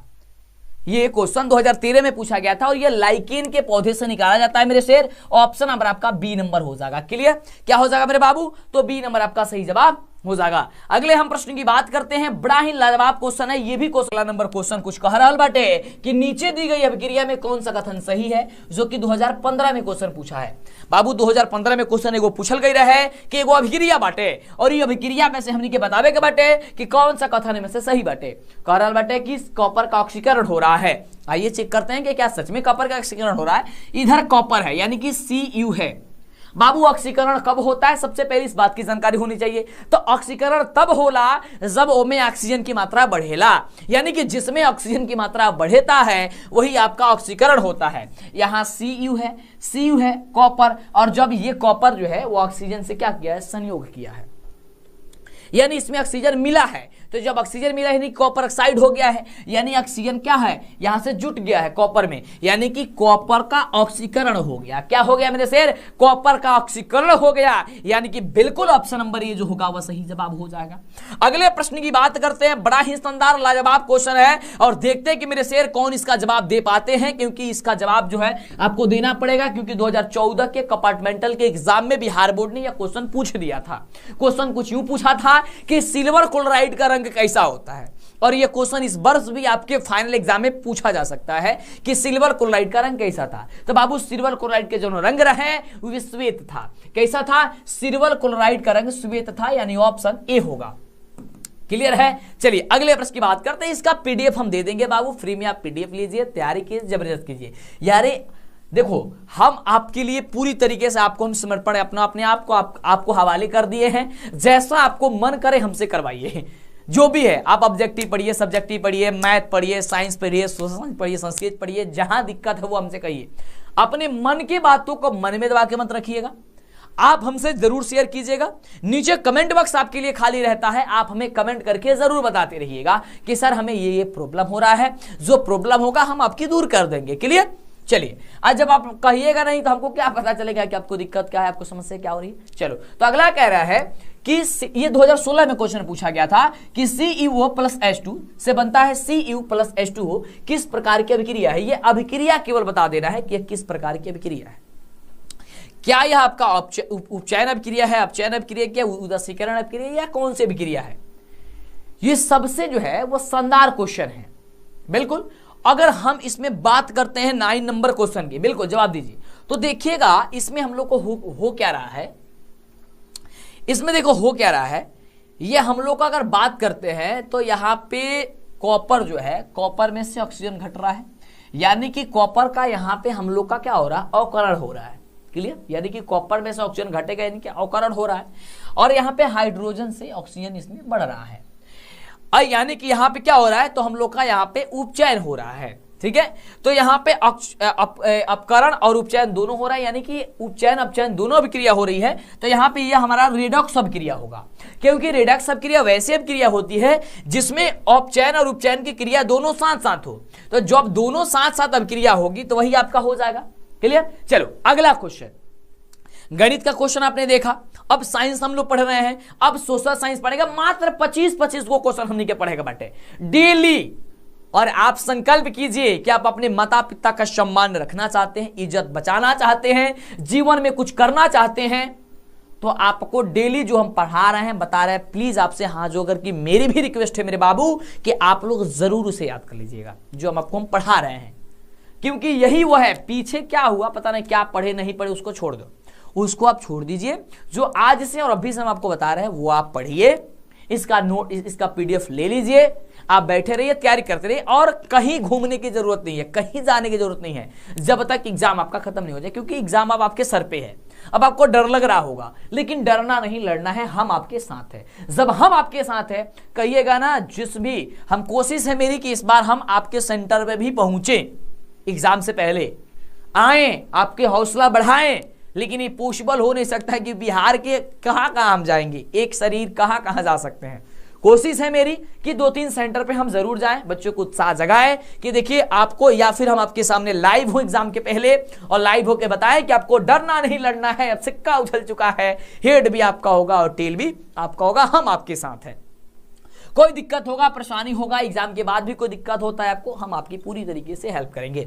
अगला क्वेश्चन कुछ यूं कह रहा है कि समीकरण CaCO3 से बनता है CaO और CO2 किस प्रकार की अभिक्रिया, किस प्रकार का समीकरण है, यानी वही अभिक्रिया है। ये आपका 2014 में क्वेश्चन को पूछ दिया गया था। ये जब क्वेश्चन पूछा गया था, बताना है क्या है। तो देखो यहां से ऑप्शन है वियोजन, उभयगामी, संयोजन या फिर प्रतिस्थापन। तो हम देख रहे हैं कि ये बड़ा पदार्थ है, यानी एक अकेला पदार्थ है और अकेला पदार्थ टूट करके दो छोटा छोटा पदार्थ के रूप में बट रहा है। तो जब भी एक अकेला पदार्थ दो छोटे छोटे पदार्थ के रूप में टूट करके बट रहा है, यानी कि जब बटा टाटा, इसका मतलब होगा क्या चीज, क्या हो रहा है, एक जब भी बड़ा पदार्थ टूट करके एक दो छोटे छोटे पदार्थ में वो बढ़ता है, तो उसे हम लोग क्या कहते हैं, उसे हम लोग कहते हैं वियोजन अभिक्रिया। क्या कहते हैं, उसे हम लोग कहते हैं वियोजन अभिक्रिया, यानी ऑप्शन हो जाएगा ए नंबर। क्लियर। और जब दो छोटा छोटा पदार्थ मिल करके एक नया पदार्थ का निर्माण कर देता है, उसे कहते हैं हम लोग संयोजन अभिक्रिया। क्लियर। ऑप्शन इसका हो जाएगा ए नंबर। अगले हम प्रश्न की बात करते हैं। अगला प्रश्न आपके लिए अद्भुत है, और क्योंकि ये क्वेश्चन 2019 में पूछा गया था और 2021 में भी पूछा गया था, तो इसका मतलब हो गया कि इस क्वेश्चन का उत्तर जानना आपके लिए बखूबी है, मतलब जबरदस्त है, जानना समझना जरूरी है। क्वेश्चन कह रहे कि निम्नलिखित अभिक्रिया में से कौन विस्थापन अभिक्रिया। अब आपको ये बात समझना है कि विस्थापन अभिक्रिया किसे कहते हैं। सबसे पहले बात तो इस बात की जानकारी होनी चाहिए कि आखिर में विस्थापन अभिक्रिया क्या है। तो देखो ध्यान से, विस्थापन अभिक्रिया वैसी अभिक्रिया जो अपने से कम क्रियाशील तत्वों को हटा दे और उसका स्थान ग्रहण कर ले। जैसे कि कोई ताकतवर इंसान होता है, जैसे क्लास में ऐसा होता था, आप लोग भी पढ़ते होंगे, हाथ तक करते जरूर होंगे। आप थोड़ा सा ताकतवर है, या मतलब जिस भी मायने में आप तो बलवान हैं, या चाहे आप पढ़ने में तेज हैं, तो देखते क्या करता है, जो कमजोर स्टूडेंट है अगर उसका स्थान बेंच पे अगर बैठ गया है तो आप जाइएगा उसको भगा जरूर दीजिएगा। ये हमको जरूर पता है, आप लोग बदमाशी ऐसा करते हैं, क्योंकि हम भी किया करते थे, हम भी अपने क्लास में बड़ा ही बदमाशी किया है, ठीक ना, और आप भी किए होंगे। ये तो बचपन की बात है, जब आप लोग भी कर रहे हैं, चलो ये छोटा मोटा काम होते रहता है, वही काम समझ लीजिए यहाँ पे भी हो रहा है। कह रहा है विस्थापन अभिक्रिया, यानी कि अपना से कमजोर को हटा देगा और खुद उसका स्थान ग्रहण कर लेगा, उसी को कहते हैं हम लोग विस्थापन अभिक्रिया। क्या कहते हैं, विस्थापन अभिक्रिया। तो यहां से कहना है कि इसका विस्थापन अभिक्रिया कौन है। तो यहां से देखो ध्यान से, यहां पे यार लोहा है, आयरन है, और यहां पे आप सभी का क्या है, CuSO4 यानी कि कॉपर सल्फेट। कॉपर सल्फेट से क्या कर रहा है, देखो ध्यान से, जब अभिक्रिया हो रहा है ना, तो जो कॉपर सल्फेट है यानी कि FeCuSO4 है, तो यहां से Cu को हटा दिया है और खुद E वाला स्थान ग्रहण कर लिया। देखो FeSO4 बन गया है, पहले था CuSO4 लेकिन बन गया FeSO4, यानी कि इससे ज्यादा है तो उसको भगा दिया है, कहा तुम हट जाओ, हम यहाँ पे रहेंगे, तुम कहीं रहता भाई, हटा जाओ, तो हट गया है और उसका स्थान ग्रहण कर लिया है। तो यही आपका जो है क्या हो जाएगा, विस्थापन अभिक्रिया हो जाएगा। क्लियर हो गया। एक आता है द्विविस्थापन। तो द्विविस्थापन में होता यूं है, शायद इसमें क्वेश्चन भी हम डाले हैं और वो क्वेश्चन पूछा भी गया था। द्विविस्थापन में यूं होता है कि उसका आयनों का आदान प्रदान हो जाता है, आयन यानी कि धन आयन और ऋण आयन होता है। चलिए बढ़ते हैं आगे क्वेश्चन और देखते हैं, और यही सभी प्रश्न आपके एग्जाम में पूछा जाएगा। आपको हम कहते हैं, अगर आपको विश्वास नहीं होता है तो आप हमसे हमें जांच कीजिए, आप हमें भी जांच कीजिए, औरों की भी जांच कीजिए, और जांच कीजिए, हमें पूरे दावे पे एकदम कहते हैं जाओ जांच करो हमको कि क्या हम पढ़ा रहे हैं वो क्वेश्चन आ रहा है कि नहीं आ रहा। कहेगा हाँ सर बिल्कुल सर आप पढ़ा रहे हैं, बिल्कुल आ रहा है क्वेश्चन। सर जब आ रहा है और आता है तो क्यों आप लोग लापरवाही कर रहे हैं। बिल्कुल बाबू लापरवाही नहीं करेंगे आप मेरे शेर है, रसगुल्ले है, जबरदस्त तैयारी कर रहे हैं आप लोग। चलिए अगले क्वेश्चन की बात करें, हंसते रहिए, मुस्कुराते रहिए, जबरदस्त तैयारी करते रहिए। कह रहे कि रासायनिक अभिक्रिया के दौरान किसी पदार्थ में ऑक्सीजन का योग यानी कि वृद्धि कहलाता है। यह 2020 और 2019 दोनों बार क्वेश्चन पूछा गया था। कह रहे कि जब कोई रासायनिक अभिक्रिया हो रही है तो उसमें ऑक्सीजन का बढ़ जाना क्या कहलाता है। तो वही हमने आपको बताया था उस ऊपर भी कि जब ऑक्सीजन बढ़ जाएगा उसे हम लोग कहेंगे ऑक्सीकरण, यानी क्या कहेंगे, ऑक्सीजन का उसमें बढ़ना ऑक्सीकरण कहलाता है। तो ऑक्सीकरण कहां है, ऑक्सीकरण कहिए चाहे उपचयन कहिए, तो ऑक्सीकरण नहीं दिया है, यहाँ पे उपचयन दिया है, तो आपका उपचयन हो जाएगा। क्लियर, या तो उपचयन कहिए चाहे ऑक्सीकरण कहिए, इस बात को ध्यान में रखिएगा। क्लियर बाबू। चलिए अगले बात करते हैं अगले प्रश्न की। अगला प्रश्न बाबू मेरे शेर ये रहा आपके स्क्रीन पर, 2018 में क्वेश्चन पूछा गया था और हो सकता है ये इस वर्ष क्वेश्चन आपके एग्जाम में दोहराया जा सके। क्वेश्चन कह रहा है कि एक भूरे रंग का चमकदार तत्व एक्स है, वायु की उपस्थिति में गर्म करने पर वह काले रंग का हो जाता है, तो तत्व एक्स का नाम क्या है। तो बाबू तत्व एक्स के जो नाम बाटे वो बाटे कॉपर है। कहा कॉपर यानी कि Cu कहाँ है, तो सर ऑप्शन नंबर सी में दिया गया। कहाँ है, सी नंबर में दिया गया। ऑप्शन नंबर आपका जो सी होगा वह सही जवाब होगा। चलिए अगले प्रश्न की बात करते हैं। यह रहा अगला प्रश्न, कह रहा है कि Na2SO4 और BaCl2 बन रहा है BaSO4 और 2NaCl। तो ये उपयुक्त समीकरण किस प्रकार की है, जो कि 2018 में क्वेश्चन में भी पूछ दिया गया था। वही आपको बता दें ऊपर कि एक द्विविस्थापन होता है, तो ये आपका एक द्विविस्थापन अभिक्रिया है। क्यों? क्योंकि इसमें आयनों का आदान प्रदान हो रहा है, यानी ऑप्शन आपका सी नंबर हो जाएगा। बिल्कुल, चलिए बढ़ते हैं अगले क्वेश्चन की ओर, क्योंकि हमें बहुत कुछ सारा चीज पढ़ाना है और आपको बहुत सारा चीज पढ़ना है। समय आपके पास भी कम है और मेरे पास भी कम है, और कम ही समय में हम लोग को कुछ अच्छा करना है। कह रहा है कि जिंक तथा सल्फ्यूरिक अम्ल के बीच अभिक्रिया से कौन सी गैस निकलती है। ये 2020 में क्वेश्चन पूछा गया था। जिंक तथा सल्फ्यूरिक अम्ल की अभिक्रिया से कौन सी गैस निकलती है, और ये 2000 कितना पूछा गया था बाबू, ये 2020 में क्वेश्चन पूछा गया था कि इसके बीच जो है वह कौन सी अम्लों का क्या निकलती है, अभिक्रिया निकलती है जिंक तथा। हाँ, तो इसमें से लिखा ऑक्सीजन निकलेगा। क्या निकलेगा बाबू? ऑक्सीजन निकलेगा। ऑप्शन आपका ए नंबर होगा। क्या निकलेगा? ऑक्सीजन। चलो अगले प्रश्न की बात करते हैं। एक एक प्रश्न आपके लिए अति महत्वपूर्ण क्वेश्चन है। अगला प्रश्न ये रहा आपके स्क्रीन पे, बड़ा ही शानदार क्वेश्चन है कि रासायनिक अभिक्रिया में भाग लेने वाले पदार्थ क्या कहलाते हैं।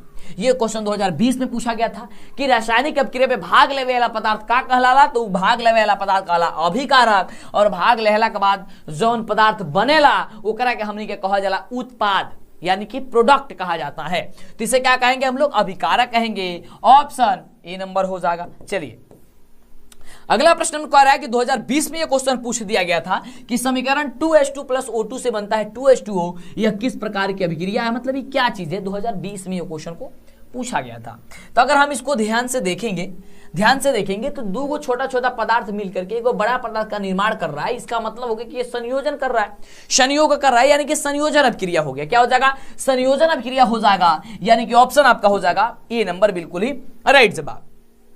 चलो अगला प्रश्न हम सभी क्या कह रहा है, बड़ा ही बढ़िया क्वेश्चन है कि प्रकाश संश्लेषण की क्रिया में ऑक्सीजन बाहर निकलता है। बाबू प्रकाश संश्लेषण की क्रिया में ऑक्सीजन जो है किससे बाहर निकलता है। ये क्वेश्चन 2018 में पूछा गया था।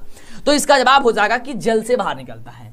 किससे बाहर निकलता है? जल से बाहर निकलता है, यानी कि ऑप्शन आपका ए नंबर होगा। चलिए अगले प्रश्न की बात करते हैं। अगला प्रश्न हम सभी कह रहा है, इसमें सोशल साइंस, हिंदी, संस्कृत सबका क्लास होगा, टेंशन आपको नहीं लेना है। कह रहा है कि निम्न में से कौन सा उत्पाद लेड नाइट्रेट को गर्म करने पर प्राप्त होता है। लेड नाइट्रेट को गर्म करने पर, तो बाबू लेड नाइट्रेट के गर्म कैला पर हमनी के जो प्राप्त होला का होला ये बताओ बटे। और ये क्वेश्चन बटे जो वो 2014 में पूछा गया था। क्लियर? कब पूछा गया था? 2014 में पूछा गया था। तो लेड नाइट्रेट को जब गर्म किया जाता है तो हम लोग का NO2 और O2 बनता है ना। क्या बनता है? NO2 और O2। देखो ऑप्शन नंबर सी में दिया गया। क्लियर? सी नंबर आपका जवाब हो जाएगा, बिल्कुल ही राइट जवाब। चलो अगले हम प्रश्न की बात करते हैं। अगला कह रहा है कि लोहा से जिंक को लेपित करने की क्रिया को क्या कहते हैं। और ये क्वेश्चन 2013 और 2021 ये दोनों बार क्वेश्चन पूछा है, और ये क्वेश्चन इस वर्ष भी आपके एग्जाम में पूछा जा सकता है। तो लोहे को जिंक से लेपित करने की प्रक्रिया को कहते हैं हम लोग गैल्वेनीकरण। क्या कहते हैं मेरे शेर? उसे कहते हैं हम लोग गैल्वेनीकरण कहते हैं, यानी ऑप्शन नंबर जो हो जाएगा वह सी नंबर हो जाएगा। अगले हम प्रश्न की बात करते हैं। कह रहा है प्रश्न बड़ा ही बढ़िया प्रश्न है, और प्रश्न कह रहा है कि नीचे दी गई अभिक्रिया में संबंध कौन सा सत्य है। ये इसमें कुछ अभिक्रिया दी गई है। कह रहा है कि ZNO और C से बन रहा है Zn + CO, और कह रहा है ये क्वेश्चन 2018 में पूछा गया था। यहाँ पे क्या चीज हो रहा है? अगर यहाँ पे हम देखेंगे तो देखिए यहाँ पे कार्बन जो है वो कार्बन में ऑक्सीजन जुड़ रहा है, यानी कि कार्बन जो क्या हो रहा है वो उपचयित हो रहा है, यानी कि वो उसमें उपचयन हो रहा है। तो आपको ऑप्शन नंबर ए नंबर ही सही हो जाएगा कि इसमें यह उपचयन हो रहा है। क्लियर? चलिए अगले प्रश्न की बात करते हैं। एक एक क्वेश्चन आपके लिए अति महत्वपूर्ण क्वेश्चन है। देखिए अगला क्वेश्चन ये 2017-2013 में पूछा गया था कि साग सब्जियों का विघटित होकर कंपोस्ट बनना है। यह कौन सा अभिक्रिया है? तो यह ऊष्माक्षेपीय अभिक्रिया है, यानी कि ऑप्शन देखिए यहाँ पे बी नंबर दिया गया है। चलो अगले हम प्रश्न की यदि बात कर रहे हैं तो अगला क्वेश्चन कह रहा है हम सभी का कि समीकरण 2Cu + O2 से बनता है 2CO, ये किस प्रकार की अभिक्रिया है। यह 2016 में पूछा गया था। क्या पूछा गया था? ये आपका 2016 में पूछा गया था। ये कौन सी अभिक्रिया है आपको ये बताना है। क्लियर? तो अगर हम बात करते हैं 23 नंबर प्रश्न की, क्या बात करते हैं 23 नंबर अगर हम प्रश्न की बात करते हैं कि यह कौन सी अभिक्रिया है, तो बाबू यहां से अगर हम देखेंगे तो यहाँ पे कॉपर में ऑक्सीजन जुट रहा है। कॉपर में ऑक्सीजन जुट रहा है तो आपका एक उपचयन अभिक्रिया होगा, न कि अपचयन होगा। यहाँ पे ऊ होगा, ठीक है ना, यहाँ पे उपचयन होगा, यहाँ पे अपचयन गलती से टाइप हुआ है। क्लियर? हाँ नहीं ठीक है, यहाँ पे ऑक्सीकरण है ना, अरे बाबू यहाँ पे ऑक्सीकरण है तो यहाँ पे ऑक्सीकरण होगा, क्या होगा, ऑक्सीकरण होगा, ठीक ना। चलो ऑप्शन नंबर बी होगा, हमने ध्यान नहीं दिया। चलिए अगला प्रश्न कह रहा है कि श्वसन किस प्रकार की अभिक्रिया है, ये बतलाना है। श्वसन, ये 2014 में पूछा। श्वसन एक प्रकार कौन सी अभिक्रिया है, श्वसन एक प्रकार की ऊष्माक्षेपी अभिक्रिया, ये हम लोग को पता है और ऊपर भी शायद बताया था, ये डबल क्वेश्चन आ गया है। चलिए अब ये रहा 25 क्वेश्चन ये आपका साइंस का। अब इसके बाद चलेगा सोशल साइंस, फिर हिंदी और फिर आपका संस्कृत। जैसे जैसे आपका एग्जाम है वैसे वैसे क्वेश्चन हम लेकर के आपके लिए आए हुए हैं। पहले मैथ एग्जाम आपके 14 तारीख को, तो मैथ बताए, फिर साइंस एग्जाम है तो साइंस का बता दिए, फिर सोशल साइंस का एग्जाम है फिर सोशल साइंस बताएंगे, फिर हिंदी का एग्जाम है हिंदी बताएंगे, फिर संस्कृत का एग्जाम है संस्कृत बताएंगे। यानी एक ही क्लास में आपका सारा रिवीजन चला जाएगा, यानी कि पूरा ये रिवीजन क्लास आपका चल रहा है। अगला क्वेश्चन है कि अभिक्रिया जिसमें आयनों का आदान प्रदान होता वह क्या कहलाता है, ये 2016 में पूछा गया था बाबू। आयन के आदान प्रदान जब होला तो हम बतौने वाली ऊपर ही बतौले हाँ कि आयन का आदान प्रदान किस में होता है, वो द्विविस्थापन अभिक्रिया में होता है। किस में होता है, तो वो द्विविस्थापन अभिक्रिया में होता है आयनों का आदान प्रदान, यानी कि ऑप्शन आपका बी नंबर हो जाएगा। इस तरीके से आपने साइंस का भी क्वेश्चन 25 देख लिया, और 25-25 करके अगर आप दिन में कुछ नहीं पढ़ते हैं और आप मात्र इस वीडियो को देख लेते हैं तो आपको अद्भुत और जबरदस्त और शानदार तैयारी आपकी हो जाएगी। आइए, क्योंकि हो चुका आगाज रण का युग बदलने की तैयारी, जीत उसी की होगी जिसकी संघर्ष है जारी। अब हम पढ़ेंगे सामाजिक विज्ञान का ऐसा महत्वपूर्ण 25 क्वेश्चन जो आपके परीक्षा में पूछे जाते हैं, आपके परीक्षा के लिए इंपॉर्टेंट है और सीधे परीक्षा में पूछ दिए जाएंगे। क्योंकि कहीं ना कहीं ये बिहार बोर्ड के द्वारा जारी किया गया, आपको चूज किया गया गेस्ट क्वेश्चन है जो आपके बिहार बोर्ड में मैट्रिक की क्लास में पूछा जाएगा 2023 एग्जाम में। आइए समझते हैं कि एक एक क्वेश्चन क्या है। हमें उम्मीद है कि आपने अभी तक लाइक नहीं किया होगा तो लाइक कर दिए, प्लीज बाबू लाइक तो करना ही करना पड़ेगा आपको, लाइक कर दीजिए। कमेंट जरूर बताइए कि मेरा प्रयास ये कैसा रहा, और आप संकल्प लीजिए कि सर आप जितने भी क्लास पढ़ाइएगा हम सब देखेंगे। सभी क्लास देखने के लिए बस आप चैनल को सब्सक्राइब कर लीजिए। पीडीएफ किसको कैसा मिलेगा ये बात हम बताएंगे आपको अंतिम में, तो अंतिम में आप जरूर देख लीजिएगा, समझ लीजिएगा इसका पीडीएफ कैसे मिलेगा। ये सबका पीडीएफ आपको फ्री में आपको देंगे, कोई इसमें चार्ज नहीं है बाबू। आप तैयारी कीजिए जबरदस्त और शानदार तरीके से, और क्वेश्चन आप देख भी रहेंगे कितना अद्भुत अद्भुत आपके लिए क्वेश्चन जो है यहाँ पे आ रहा है। ठीक है, तो शेयर और सब्सक्राइब कर दिए हैं, बहुत अच्छी बात है, आप कर दीजिए, फटाफट से कर दीजिए, अगर नहीं किए तो जल्दी से कर लीजिए। आइए देखते हैं कि हम लोग का जो क्वेश्चन है वो क्वेश्चन हम सभी का क्या जो है वो क्वेश्चन का आ रहा है, और इसका जवाब आपको पता है तो आपको फटाफट से जवाब जरूर दीजिएगा। तो सबसे पहला नंबर प्रश्न ये रहा आपके स्क्रीन पे। प्रश्न कह रहा है कि रक्त एवं लौह नीति का अवलंबन किसने किया था, जो कि बहुत ही बढ़िया क्वेश्चन है और सीधे आपके एग्जाम में पूछा जाएगा। तो रक्त एवं लौह नीति के अवलंबन जो है विश्वास ने किए थे, यानी कि ऑप्शन इसका सी नंबर हो जाएगा। चलिए अगले प्रश्न की बात करते हैं फटाफट से कि अगला नंबर क्वेश्चन क्या कह रहा है। बड़ा ही शानदार और सीधे आपके एग्जाम में आने वाला क्वेश्चन है। प्रश्न कह रहा है कि यूरोप वासियों के लिए किस देश का साहित्य ज्ञान विज्ञान प्रेरणा स्रोत रहा था। ये बहुत ही शानदार क्वेश्चन है, सीधे एग्जाम में छपने वाला क्वेश्चन है, जिसका राइट जवाब क्या होगा, यूनान का। किस देश का था, किस देश का था, तो यूनान देश का था, यानी ऑप्शन आपका डी नंबर हो जाएगा। चलिए अगले प्रश्न की बात करते हैं। सभी सब्जेक्ट की तैयारी, फाइनल ईयर रिवीजन आपका क्लास चल रही है, और रिवीजन क्लास आपका बिहार बोर्ड के मैट्रिक परीक्षा के लिए काफी ज्यादा अद्भुत है, काफी ज्यादा आपके लिए रामबाण साबित होने वाला है। अगला कि फ्रैंकफर्ट की जो संधि हुई थी वो कब की गई थी, इसका राइट जवाब हो जाएगा ऑप्शन नंबर 1 1871 में की गई थी, यानी कि ऑप्शन नंबर जो हो जाएगा वो ए नंबर हो जाएगा। चलिए आप हमसे तेजी से कोशिश कीजिए जवाब देने की, और आप डेली क्लास लीजिए। इसका पीडीएफ से लेकर के हर चीज कहां पे मिलेगा ये सब कुछ हम आपको बतलाने वाले हैं। अगला प्रश्न कह रहा है कि किस युद्ध के बाद जर्मनी का एकीकरण पूरा हुआ। किस युद्ध के बाद, वो कौन सा युद्ध है जिसमें युद्ध के बाद जब जर्मनी का एकीकरण जो है पूरा हुआ था, तो इसका राइट जवाब हो जाएगा कि सेडोन का युद्ध था। कौन, तो यहाँ पे सिडोन लिखा गया है, यहाँ पे सेडोन का युद्ध कर लीजिएगा, ऑप्शन नंबर आपका बी हो जाएगा। किसका युद्ध, तो सेडोन का युद्ध था। चलिए अगले प्रश्न की बात करते हैं। अगला प्रश्न देख सकते हैं, इसका जवाब बताइए। बहुत ही बढ़िया क्वेश्चन है, और बढ़िया क्वेश्चन का जवाब आप लोग शानदार तरीके से देखिए कि यंग इटली की स्थापना किसने की थी। यंग इटली की स्थापना जो है किसने की थी, तो यंग इटली की स्थापना जो है मेजनी ने किया था, यानी ऑप्शन बी नंबर हो जाएगा। चलिए अगला प्रश्न कह रहा है कि सेडोन का युद्ध कब हुआ था। जो सेडोन का युद्ध है वो सेडोन का युद्ध जो है कब किया गया था, आपको बताना है। यहाँ पे 4 ऑप्शन दिया गया है, और आपको यहाँ से बताना है कि सेडोन का जो युद्ध है वह कब किया गया था। तो इसका राइट जवाब हो जाएगा कि ये 1870 में किया गया था, यानी कि ऑप्शन जो हो जाएगा वो कब क्या हो जाएगा, ऑप्शन नंबर हो जाएगा सी नंबर। चलिए अगले हम प्रश्न की बात करते हैं। तो अगला प्रश्न आपके स्क्रीन पे, और बहुत ही बढ़िया प्रश्न है, और प्रश्न का नाम सभी क्या कि सन 1870 में फ्रांस और प्रसा के बीच जो युद्ध हुआ था वह कहां पे हुआ था, वो कौन सा युद्ध था आपको ये बताना है। तो सेडोन का युद्ध के नाम से जाना जाता था, यानी कि ऑप्शन आपका ए नंबर हो जाएगा। चलिए अगले प्रश्न की हम बात करते हैं। अगला प्रश्न हम सभी क्या कह रहा है कि वियना सम्मेलन किस वर्ष हुआ। जो वियना सम्मेलन है वह किस वर्ष हुआ था, आपको यह बतलाना है।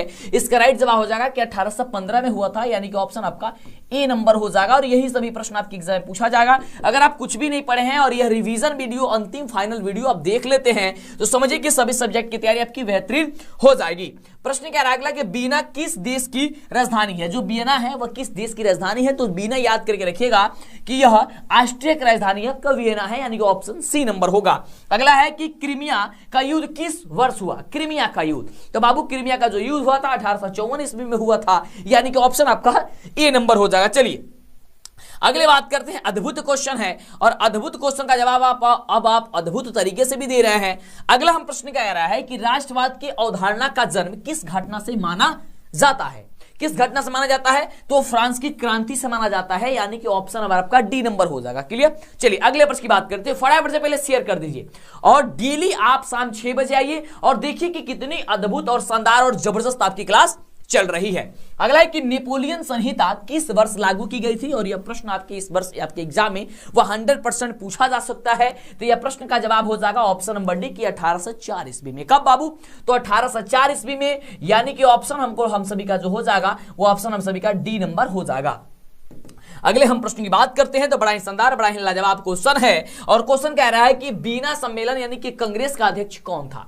वीना सम्मेलन के अध्यक्ष की बात करते हैं तो वह मेटरनिक थे, यानी ऑप्शन आपका डी नंबर हो जाएगा। और जैसे ही आपके एग्जाम में आएगा आपको फटाफट से कर देना है। चलिए अगले प्रश्न की बात करते हैं। और आपको पता है कि हमें अंतिम समय, अंतिम घड़ी के लिए जाना जाता है, क्योंकि अंतिम समय में जो आपको हम रिवीजन कराते हैं, जो आपको तैयारी कराते हैं, वो सीधे आपके एग्जाम में छपता है। अगला प्रश्न कह रहा है कि मेटरनिक व्यवस्था किस उद्देश्य का था। मेटरनिक जो व्यवस्था था वह था बाबू पुरातन व्यवस्था की पुनर्स्थापना करना, यानी कि ऑप्शन आपका सी नंबर होगा। अगले प्रश्न की बात करते हैं तो काउंट काबूर की मृत्यु कब, यानी किस वर्ष हुई थी काउंट काबूर की।